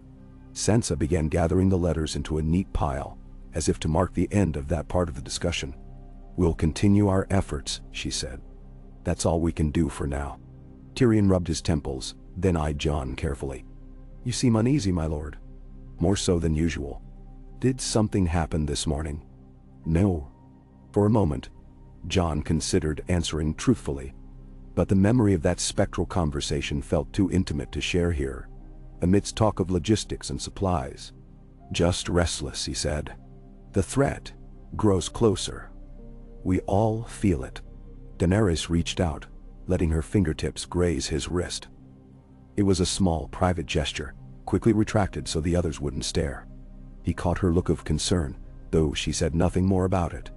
Shall we move on to the question of tactics? She asked the group, turning her attention back to the map. I want to hear any new suggestions about how best to deploy the Dothraki. They grow impatient with too much inactivity. Tyrion cleared his throat. Perhaps have them range in small groups, led by some Northmen. They'd cover more ground, and we can keep them in check. Large cavalry charges won't be too useful unless we can pinpoint where the main undead host is. Jon agreed with a curt nod. We'll need watchers. Rangers who know these lands well, like the free folk. Tormund could lead some scouting parties, with Dothraki outriders, to lend speed. Once we spot the undead, we fall back and fortify. Namnish Sal. Grey Worm offered a short bow of his head. I can arrange for some Unsullied to coordinate with Tormund if that's what you wish. Jon noted the tension in the room. Every plan hinged on incomplete knowledge. The army of the dead might shift direction, or splinter into multiple columns, or do something altogether unexpected. They were dealing with an enemy that needed no rest, an enemy that spread its ranks by killing their own. "All right," Jon said, exhaling slowly. "Let's draft a plan. We'll start with Tormund's scouting. Meanwhile, the Dothraki will do short patrols to the west and east, making sure no flanking force is slipping by. The Unsullied remain the core defense here." "Very," Sansa added. "I'll continue to coordinate with the lords about supplies, and see if we can procure additional winter gear for the Dothraki. They're not accustomed to our climate." Daenerys' gaze roamed the map a final time. Her brow furrowed. She reached out, tracing a line along the northernmost roads. "If only we had a better sense of their movements," she murmured. "Bran might know, but sometimes his visions are unclear."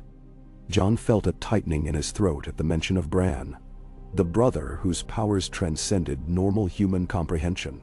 "I'll speak with him," Jon said, pushing back from the table. "See if he's gleaned anything new." They exchanged a few more words of practicalities. Times, rosters, supply lines, before the meeting broke.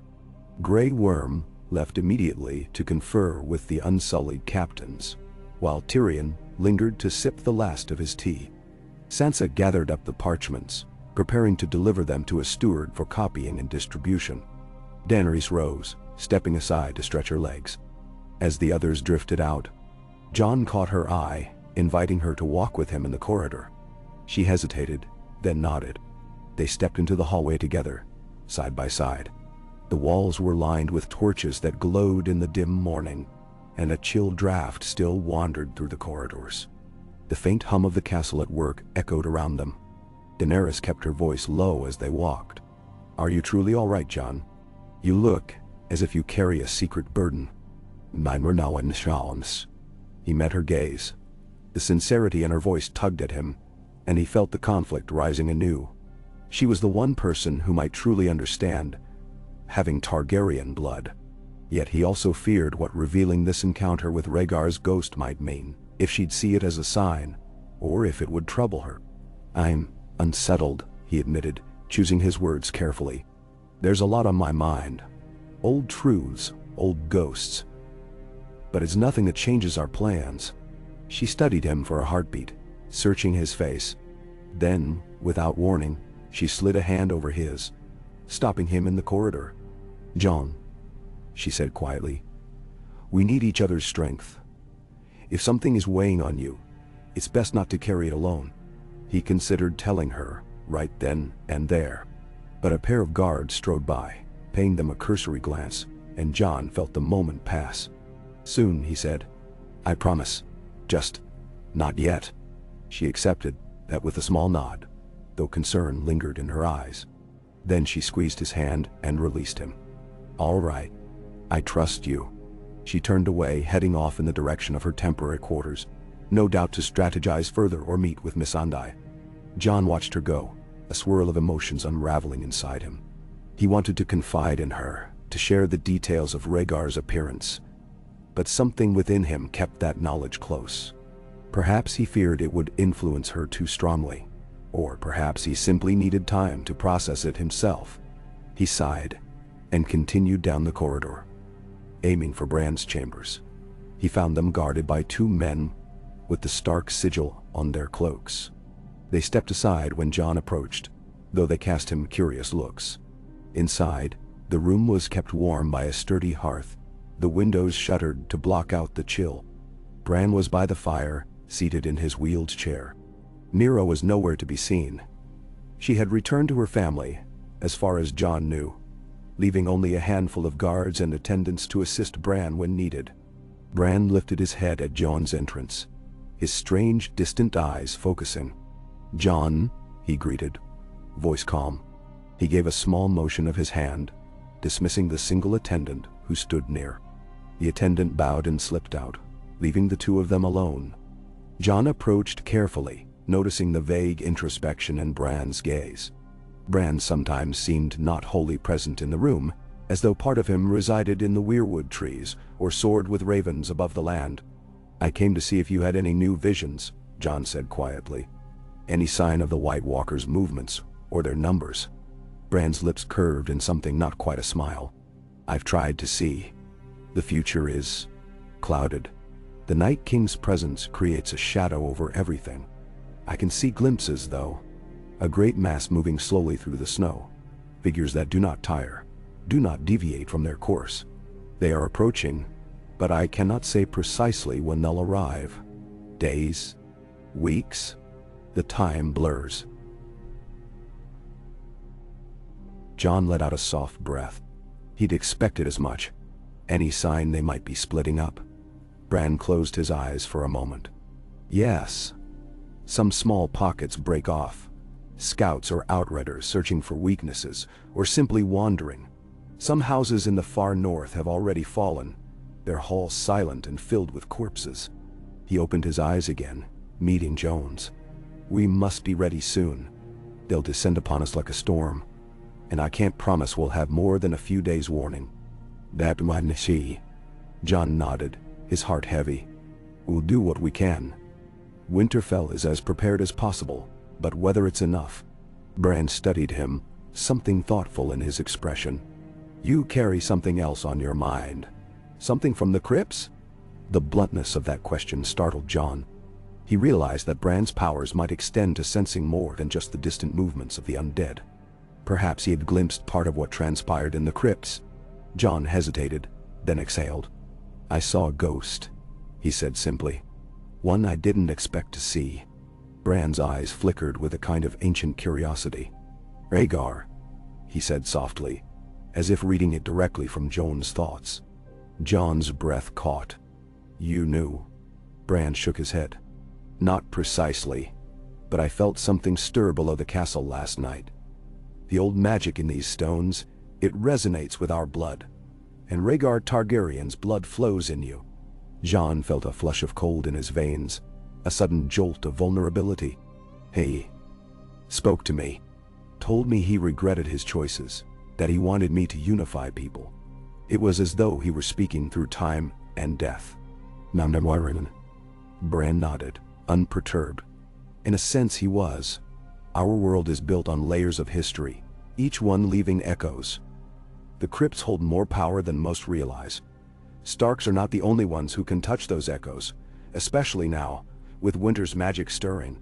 Jon looked at his half-brother, cousin, truly, and wondered if anything could still surprise Bran.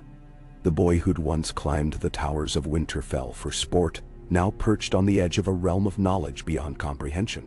"Should I share this with Daenerys?" Jon asked, voice hushed. "Would it help, or only complicate matters?" Bran was silent for a moment, as though pondering countless possibilities. "That depends on your heart," he said at last. "And hers. Rhaegar's ghost might inspire her, or it might add weight to the prophecy she believes she must fulfill. She sees herself as the breaker of chains, the mother of dragons.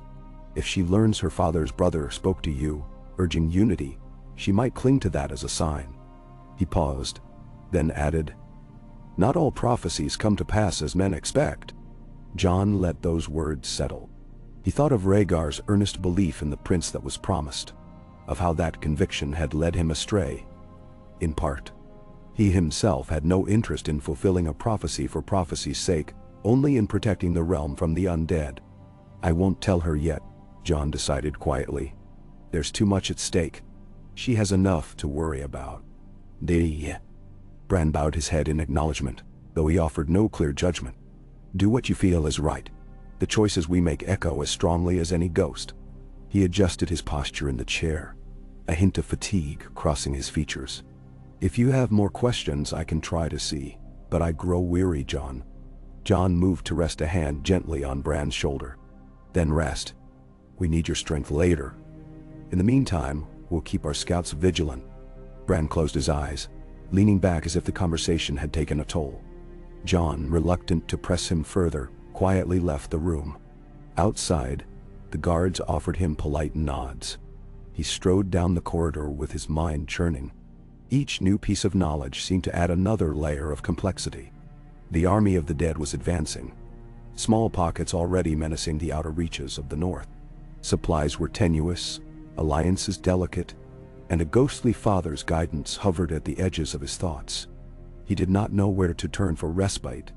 He decided to look for Sam, suspecting the library tower might hold some counsel, or at least a moment of calm. Jon navigated Winterfell's corridors, passing the kitchens where he heard the clank of pots and a waft of freshly baked bread. The scents made his stomach twist with faint hunger, but he pushed on until he reached the library's thick wooden door. He pushed it open, stepping into the relative quiet. Rows of shelves stuffed with old tomes and scrolls filled the space, lit by a scattering of lanterns. It smelled of parchment, dust, and candle wax. Sam was at a reading table near the back, surrounded by a half-dozen books, some of them very old. Gilly was there too, cradling little Sam, who seemed half asleep on her shoulder. The hush of pages turning felt oddly comforting. Jon approached and cleared his throat gently. Sam looked up, blinking behind his tired eyes. "Jon," he said, a cautious smile forming. "What brings you here?" Jon settled into a chair across from him. "I need your perspective. We have so many pieces of uncertain knowledge. Bran's visions, the sightings of whites, the old prophecies. Anything you found that might guide us?" Sam glanced at the open book in front of him. "I'm combing through old records from the time of the Long Night. They're fragmentary at best, conflicting at worst. But there's one account that suggests the others once marched south in smaller contingents, testing the defenses before sending their full force. That might mean these pockets we're seeing are a prelude." Jon grimaced. "Then the real threat is still to come." Sam nodded sadly. "I'm afraid so." He flipped a page, showing half-faded ink sketches of grotesque shapes. The ancient scribes attempt to depict white walkers or whites. There are references to a great fortress of ice that the others brought with them, though that might be pure myth. Another mention says the key to victory lay in the bravery of men and the forging of alliances once considered impossible. A vague reference to the eyes of the earth, helping to drive them back. Jon remembered the power of dragonfire, how it had proven effective against whites. Dragonfire might be the fires of the earth. Dragons are living flame in a way. Sam hesitated. Possibly. Or it could be something else. Volcanoes in Valyria, or the natural hot springs beneath Winterfell. We're dealing with allegory in some of these texts. They don't always mean literal fire-breathing dragons. Now, Jon drummed his fingertips on the table. We have dragons on our side, but only two remain. Rhaegar and Drogon. That still might give us an edge. Gilly, gently rocking the drowsy boy in her arms, spoke up in her soft, earnest tone. "And we have you, Jon. You've fought them before. You know them better than most do."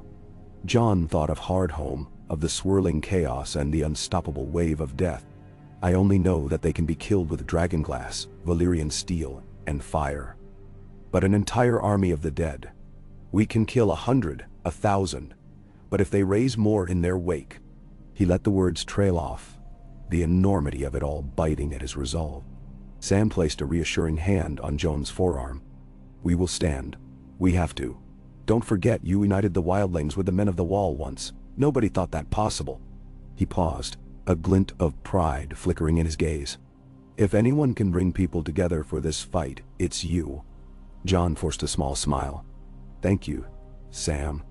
He glanced at little Sam, who stirred in Gilly's arms, letting out a soft murmur. The sight of the child reminded Jon of why they fought so desperately. This wasn't only about prophecies or ancient grudges. It was about the living, about families, about the future of every innocent life threatened by the undead tide. He stood, placing a hand on Sam's shoulder briefly. "Let me know if you find anything more. Even a scrap of insight might make a difference." Sam nodded. "I will." Leaving the library behind, Jon stepped out into the corridor again. By now, the castle was fully awake. The clamor of daily routine filled the halls. Servants rushing with trays of food, soldiers reporting to duty, a faint chorus of hammer blows from the blacksmith's forge. He recalled Tormund's suggestion that the Dothraki and Free Folk needed to coordinate their patrols. He could handle that next. Cutting through the courtyard, he found Tormund near the stables, overseeing a small group of free folk. The giant red-bearded man spotted Jon and waved him over. "We're off to check the road south," Tormund said. "Make sure no undead waltz around our flank." Jon nodded. "Good. On your way, see if you can find Kuono, one of Daenerys' blood riders, and arrange some joint scouting. The Dothraki might benefit from your experience in the wild." Tormund grinned, revealing crooked teeth. "Huh, they're a fierce bunch, I'll give them that. Never seen men fight like that on horseback. But all right, I'll find this Kuono. Last I heard, he was complaining about the cold, warming himself by the biggest hearth he could find." Jon allowed himself the faintest smile. Likely so. As Tormund and his party moved off, Jon took a moment to survey the training yard. A dozen or so knights from the Vale were practicing with some of the northern soldiers, exchanging swordplay tips. Nearby, a handful of Dothraki riders were acquainting themselves with the stable's layout, showing curiosity about the northern war horses that were bulkier and slower than their lean southern mounts. The clash of steel, the snorting of horses, and the barked commands of drill instructors reminded Jon of how multi-factioned this force truly was. He wondered if, when the moment came, they would fight as one or splinter under the undead onslaught. A faint movement caught his eye. Arya stood by the far corner of the yard, arms folded, watching the sparring match with evident boredom. When she spotted Jon, she raised a hand in a half salute and strolled toward him. She moved as silently as ever, her boots making barely a whisper in the packed snow. "You're busy," she commented, glancing at his purposeful stance. Jon shrugged. "There's always more to do." "How are you?" Arya cocked her head, as though weighing his question. "I've been practicing, and I've been waiting." "Waiting for what?" Her expression turned a shade darker. "For the storm. It feels as if everyone's preparing for a fight that might not come for days or weeks. But I keep wondering, what if the dead appear tomorrow? Or in the middle of the night? I remember how sudden the violence was at times in my life.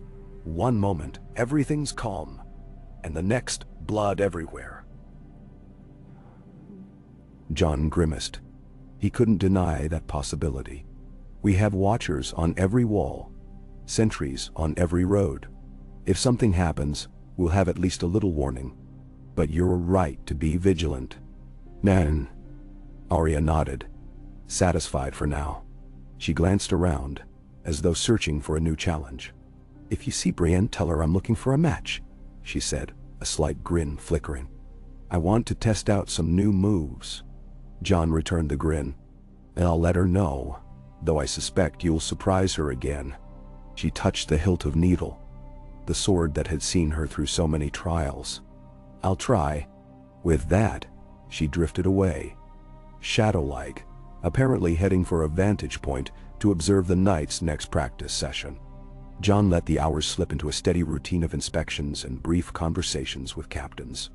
He checked on the blacksmith's progress forging new dragonglass-tipped spears, made sure the ravens were being sent with updated requests for supplies, and listened to the concerns of minor lords who had braved the trip to Winterfell. Their stories echoed the same themes: hunger, cold, fear of the dead. As he heard each one out, Jon offered what reassurances he could, but in truth, each tale weighed upon him like a stone around his neck. Late in the afternoon, he finally found a sliver of time to retreat to the library tower again. He had no illusions about finishing any research himself, but the quiet appealed to him. Yet, as he headed that way, a steward caught up to him, out of breath. "My lord," the young man said, "there's a matter in the courtyard. A pair of travelers arrived, claiming they have urgent news. They ask specifically for you." Jon's brow furrowed. "Travelers? From where?" The steward shook his head. "They didn't say, only that they came from the north with something to report. They're battered by the cold, half-starved. Lady Sansa asked me to fetch you." "Now spur."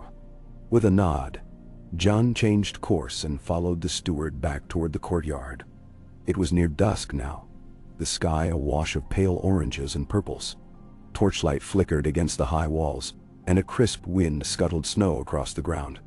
He spotted Sansa standing near the main gate, flanked by two guards. Before her were two figures dressed in thick furs that looked worse for wear. One was a woman, older, with harsh lines on her face, and the other a man with a haunted look in his eyes. Their breath fogged in the chilly air as they recounted something to Sansa in hushed, urgent tones. Jon approached, and Sansa gestured for the pair to repeat themselves. The older woman fixed Jon with a level stare. "We come from a small village near the coast," she said, her voice raw. "We fled south after whites overran the area. We saw them, dozens, maybe more. They attacked at night. We only escaped because my son saw them first." The man, perhaps her son, nodded grimly. "We heard the screams as they took our neighbors. We traveled for days, avoiding roads. Then we found some free folk who told us to come here, to warn you. The whites are roving beyond the settlements, heading inland." Then Jon felt a chill that had nothing to do with the cold. How close to Last Hearth or Carhold? The older woman wrapped her arms tight around herself. "Last Hearth is gone," she said, her voice trembling. "Or so we heard. Nobody answers, no lights in the windows. A man we crossed on the road said he saw the ruins, corpses in the courtyard. Carhold might still stand, but for how long?" Her eyes shone with tears that she refused to let fall. A ripple of dread swept through Jon. Last Hearth belonged to House Umber. If it was truly lost, that meant the undead were perilously close to Winterfell's region. He exchanged a glance with Sansa. Her face had gone taut with shock. "Did you see a large force or only small bands?" she asked, trying to keep her tone steady. The man swallowed hard. "A large force. More than I could count. Moving slowly, but unstoppable. Every time they killed someone, that person joined them. The whites are an endless army now." Jon tightened his jaw. The wave of despair that tried to well up inside him was met by a flare of resolve. If the main body was that close, they might have only days, or less, before the army of the dead appeared before Winterfell's walls. "Thank you for bringing this to us," he said. "We'll shelter you here. Get them food and warm clothes," he told the guards. "And rest. You've done all the realm a service." The travelers bowed their heads in gratitude, relief mingled with lingering horror. Sansa beckoned to a steward. "See that they're taken care of," she said. Then she turned to Jon, voice dropping. "We have no time to lose. We have to recall our scouts, consolidate our forces. If Last Hearth has truly fallen—" He finished her sentence in his head. "Then the dead are nearly upon us. Gather everyone in the main hall," he said. "We need to plan at once. No more speculation." Sansa's composure wavered, but she steadied herself with a shaky breath. "Yes," she said. "We'll send word to Daenerys and the others. We might need to prepare Winterfell's defenses tonight." Jon clenched his fists. "We should. The outer villages and farms need to be evacuated here, or to any nearby stronghold with decent walls. We can't save them if they're scattered." "Dan Nelthor." She gave him a long look, silently acknowledging the gravity of what lay before them. Then she hurried off, calling for a maester to send out urgent ravens. Jon remained near the gate for a moment, letting the cold wind whip against his cloak. Last Hearth had been a symbol of the North's outer boundary. If it was indeed overrun, that meant the Great War was no longer a distant threat. It was about to begin on their very doorstep. He turned and marched toward the Great Hall. On his way, he passed by a row of Unsullied, each standing rigid and ready. One recognized him and gave a quick bow. Jon nodded back, mind already racing with strategies. They would need to close Winterfell's gates, man the walls with archers, position dragonglass along the battlements, and ensure the dragons were on standby. He prayed that Daenerys would have Rhaegar and Drogon prepared for flight at a moment's notice. Even 2 dragons could tip the scales in a clash with the undead, but only if used strategically. He pushed open the doors of the Great Hall, already bustling with activity. Word traveled fast. Men in stark livery were converging, as well as knights from the Vale, a handful of free folk, and a knot of Dothraki outriders. Above the din, Tyrion's voice rang out as he tried to restore order, telling everyone to calm down and wait for instructions. Daenerys stood near the high table, Missandei at her side, exchanging tense words in a low voice. When Jon entered, Daenerys' eyes snapped to his. He strode toward her, ignoring the swirl of voices around them. She cut right to the question. Is it true? Jon nodded grimly. If the travelers speak truth, and I believe they do, then the main force of the White Walkers may be days away, if that. Last Hearth has likely fallen. We need to prepare. Daenerys' expression hardened. Then so be it, she said. We've trained for this. We'll hold them here at Winterfell. Tyrion approached, looking uncharacteristically pale. A direct siege against the dead will be unlike any siege we've known. But we have no other choice. He paused, glancing between Jon and Daenerys. We must finalize the plan. Defenders on the walls, archers with dragon-glass arrows, the dragons attacking from above. Perhaps we can funnel them into choke points. Jon surveyed the hall. Men were gathering, some strapping on armor, others conferring in small clusters. He spotted Davos near the corner, calmly issuing orders to a group of stewards. Grey Worm appeared as well, his face set in grim determination. Already the great hall was transforming into a war room. Call everyone together, Jon said. We need to outline our positions, ensure no detail is left undone. Daenerys nodded, gesturing to Missandei. Summon the lords, captains, and any who will command a portion of the defense. We'll meet here immediately. Within minutes, the room became a press of people, though they did their best to remain orderly. Sansa arrived, followed by Arya, who stood near the back with arms crossed. Bran was brought in, wheeled by a guard to quietly observe. Tormund squeezed through the throng, breath steaming from his mouth as he recounted fresh news from other Free Folk scouts. Everyone wore the same tense expression, bracing for the inevitable clash. Jon stood at the head of the table with Daenerys at his side. He raised his voice, calling the crowd to attention. We have word the White Walkers are near, he said. And the hall quieted, a charged silence falling over them. Last Hearth may have fallen. That means the dead could reach Winterfell in a matter of days, or less. We cannot flee. There is nowhere left to run, so we stand and fight. We stand as one, Northmen, Free Folk, Knights of the Vale, Dothraki Unsullied, everyone willing and able. A murmur of agreement spread through the ranks. Some faces betrayed fear, others a steely resolve. Jon continued, we will fortify the walls with dragonglass. Archers will station on the battlements. The Unsullied will form a tight defense around the gates. The Dothraki cavalry will remain in reserve until we identify where the Night King's forces are most concentrated. We can't charge blindly into the dark. We need to force them to come to us. Daenerys stepped forward, her voice carrying in a regal tone. Rhaegar and Drogon will be ready to attack from above at the first sign of the enemy. But understand this. We cannot simply burn the entire battlefield if our own soldiers are engaged. We have to be strategic. Otherwise, we risk killing our own. So heed the signals. When the dragons attack, pull back where possible. Nanasixiran. Tormund spoke up, voice rough. What of the crypts? Are we sending the non-fighters below? Jon nodded. Yes. All those who cannot fight, children, the elderly, will shelter in the crypts. They may be safer there, though if the worst happens. He did not finish the thought.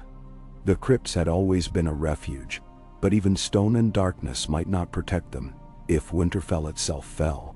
Tyrion cleared his throat. We should also consider watchers on the walls at all hours. The White Walkers won't wait for dawn. They could attack in the dead of night when we least expect it. He cast a look at the assembled captains. Rotate your men carefully. Everyone needs rest, but we must maintain vigilance. Grey Worm spoke next, his measured tone carrying a steady confidence.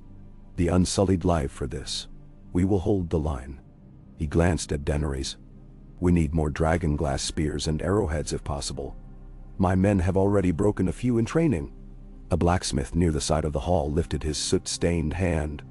We're working as fast as we can day and night, but supplies of dragonglass are limited.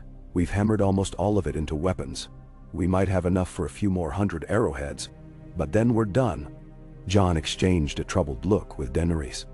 They had gathered as much dragonglass from Dragonstone as time allowed, but the supply was finite. We'll make do with what we have, he said, voice firm. Use it wisely.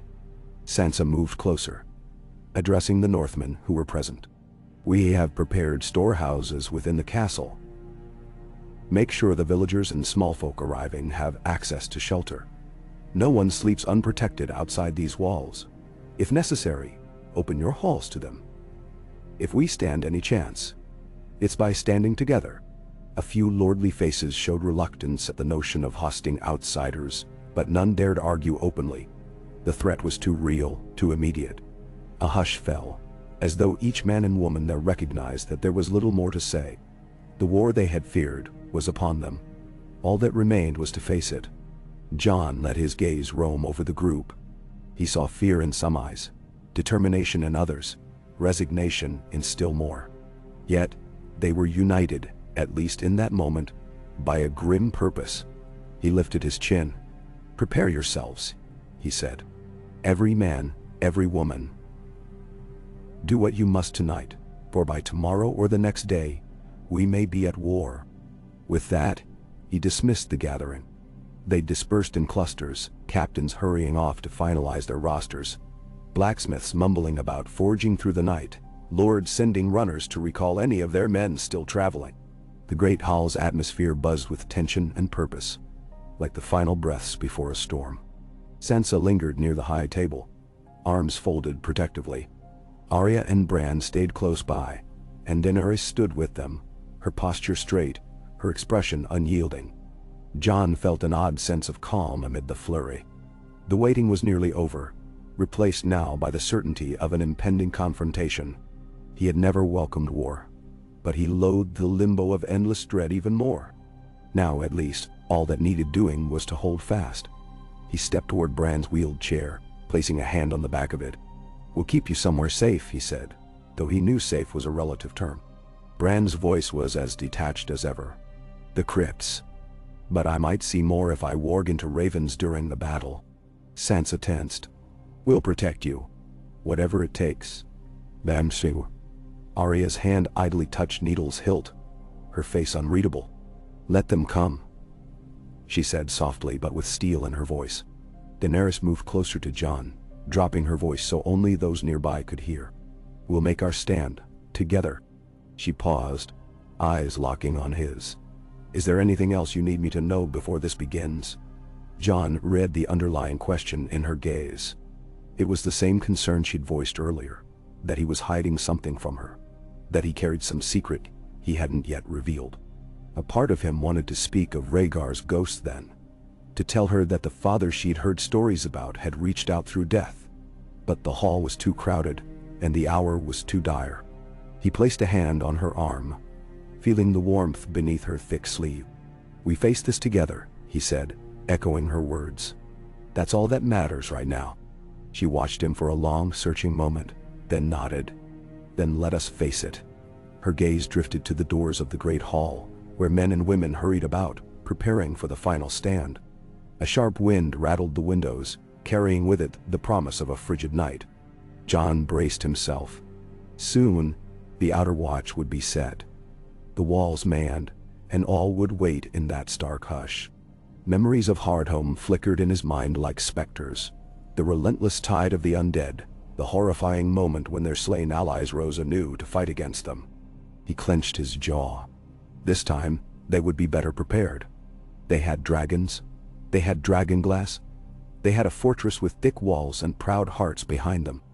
And still, he felt a leaden stone in his gut, because he knew the enemy they faced was no ordinary foe. He moved with Daenerys toward the courtyard, where the last dregs of daylight clung to the western sky. Torches and lanterns created an orange glow against the snow. A few Dothraki milled about, uneasy in the cold, while Unsullied patrolled with disciplined steps. Amid them, stable boys led the dragons feeding horses into a makeshift paddock. Above, if he craned his neck, Jon could glimpse Rhaegal and Drogon perched on the outer walls, large silhouettes against the waning light. Their eyes occasionally gleamed, watchful.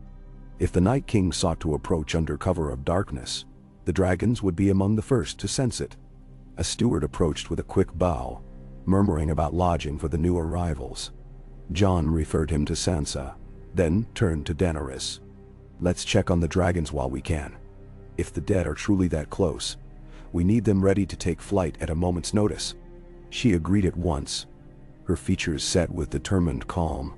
They crossed the courtyard, heading to a vantage point where stone steps led up to the outer wall. The climb was steep, the wind bitter, but they continued until they reached the top. From there, they could see for leagues across the snow-laden fields that surrounded Winterfell. The sky had deepened to a darkening blue, with the first stars pricking through. Drogon shifted on the ramparts, his massive form rustling against the stone. Rhaegar perched a short distance away, exhaling a plume of hot breath that melted nearby snow. Daenerys approached them, extending a hand in greeting. Drogon lowered his head, snorting softly, while Rhaegar fixed Jon with one of those eerie, knowing stares. Jon felt a faint flutter in his stomach. The dragon recognized him somehow, recognized his blood. Once more, he thought of Rhaegar Targaryen, wondered if the beast felt some intangible bond. He steadied himself and reached out, touching Rhaegar's scaled neck. The dragon's skin felt warm to the touch, a stark contrast to the frigid air around them. "Steady," Daenerys murmured, stroking Drogon's flank. They sensed something. The tension in the air, perhaps. Jon nodded. The dragons were uneasy, restless, as if waiting for an enemy to appear. A low rumble emanated from Rhaegar's throat, not a roar but a soft, vibrating growl. Jon wondered if, somewhere across the Winterfields, the White Walkers advanced. He peered into the distance, but the darkness swallowed any distant shapes. Over the windswept plains, only emptiness loomed. And yet he felt certain that death was marching toward them, step by step. He turned to Daenerys. "We should try to rest while we can," he said quietly. "Because soon, we may not have the luxury." Her gaze remained on the horizon. After a moment she looked back at him, her expression tinged with sorrow. "Rest," she echoed. "Yes." But her tone suggested she might not find it easy to close her eyes tonight. In her posture, he saw the weight of a kingdom's expectations, of a prophecy that had shaped her entire life. She gently patted Drogon and stepped away, letting the dragon settle back against the wall. Jon guided her down the steps, the night wind keening past them like a distant lament. He could almost imagine it as the song of the crypts, the faint chord of a harp echoing in stone. Rhaegar's presence still hovered in his mind, a reminder that he stood at the intersection of ice and fire. Yet no ghost, no prophecy, no ancient grudge would matter if they failed here. Survival was all that truly mattered now. At the base of the steps, Daenerys paused, arms wrapped around herself despite her thick cloak. Jon lifted one side of his own fur-lined cloak, draping it over her shoulders for an extra layer of warmth. She looked up at him, and in the torchlight her eyes glistened with unshed emotion. He thought she might speak then, about fear, about loss, about the burden they shared.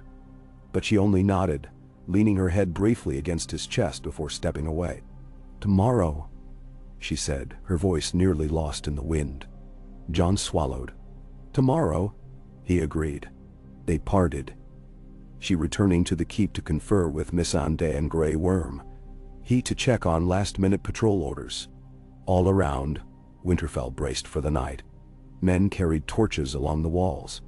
Women and children hurried toward the deeper halls, seeking the shelter of warm fires. Horses stamped in the stables. The clang of hammer on steel still rang from the forge, desperate to finish any last weapons. Ravens, unsettled by the commotion, flapped from tower to tower, cawing into the dusk. Jon oversaw a final inspection of the main gates, ensuring the newly affixed dragon glass spikes were secure. Then walked the perimeter of the courtyard, listening to the hush that settled in as the day gave way to full night. His breath rose in ghostly plumes. Every corner of Winterfell felt charged with tension, as if the stones themselves knew what was coming. And perhaps they did, for the old magic in the north was not easily dismissed. When at last he headed to his quarters, the hallways were sparsely lit, most residents having retired or found refuge in the great hall's communal warmth. He reached his door, pushing it open to reveal a small brazier glowing near the fireplace. The room was still cold, but the heat offered some relief from the raw sting of winter. He shrugged off his cloak, easing himself onto the edge of the bed. A wave of exhaustion enveloped him, body and soul. He stared at the flickering shadows on the walls, the dancing shapes cast by the flames. The crypts tugged at his memory again. Rhaegar's soft voice whispering of regret and hope. Whether by the old gods or some magic of the Targaryen bloodline, that visitation had marked Jon, had instilled in him a steely sense of purpose. The ghost had implored him to unite, to carry forward the legacy of ice and fire. Now, with the White Walkers practically at Winterfell's threshold, there was no more time for introspection. He had to lead. Yet as he lay back on the bed, gaze drifting to the dark rafters above, he couldn't entirely banish the memory. Rhaegar's words rang in his mind. "We are all bound to a larger story, Jon. Do not repeat my mistakes." Jon hoped, in whatever span of life he had left, that he would avoid those errors, that he would not let prophecy blind him, that he would defend the realm not for glory or destiny, but for the simple, precious survival of those who called it home. He closed his eyes, trying to summon rest. Outside, the wind picked up, howling against the castle walls. Somewhere in the distance, a horn might have sounded, or perhaps it was only his mind conjuring phantoms. He forced himself to remain calm, repeating inwardly that watchers stood vigilant. If the dead approached tonight, a cry would ring out, and he would be ready, sword in hand. The fortress would not be caught unaware. His mind drifted in that uneasy in-between place, not quite asleep, not fully awake. Fragments of dream teased him, a swirl of snow, the echo of a harp's sad chord, the roar of a dragon overhead. He saw the crypts again, lit by flickering torchlight. The statue that had seemed to come alive with ghostly presence. And then he saw Daenerys, standing alone on a battlefield of ice, dragons circling overhead, her hair blowing in the wind. He reached for her, but she was too far, veiled by swirling snow. A voice whispered his name, both Jon and Aegon twined together in the dark. He jerked awake, heart pounding. The brazier's coals had dimmed, the fire in the hearth reduced to embers. The night must have deepened. Silence claimed the corridors outside, interrupted only by the faint stomp of boots on the walls. For a moment, he listened, half expecting the horns of alarm, the screams of an attack. But there was nothing, only the hush. He let out a quiet breath, running a hand through his hair. Tomorrow, or the next day, or the next hour, war would come to Winterfell's gates. But for now, in this fleeting respite, he closed his eyes once more, forcing himself to find what rest he could. The crypts and the ghosts receded into the darkness of his mind, replaced by the determined calm of a man who knew his duty.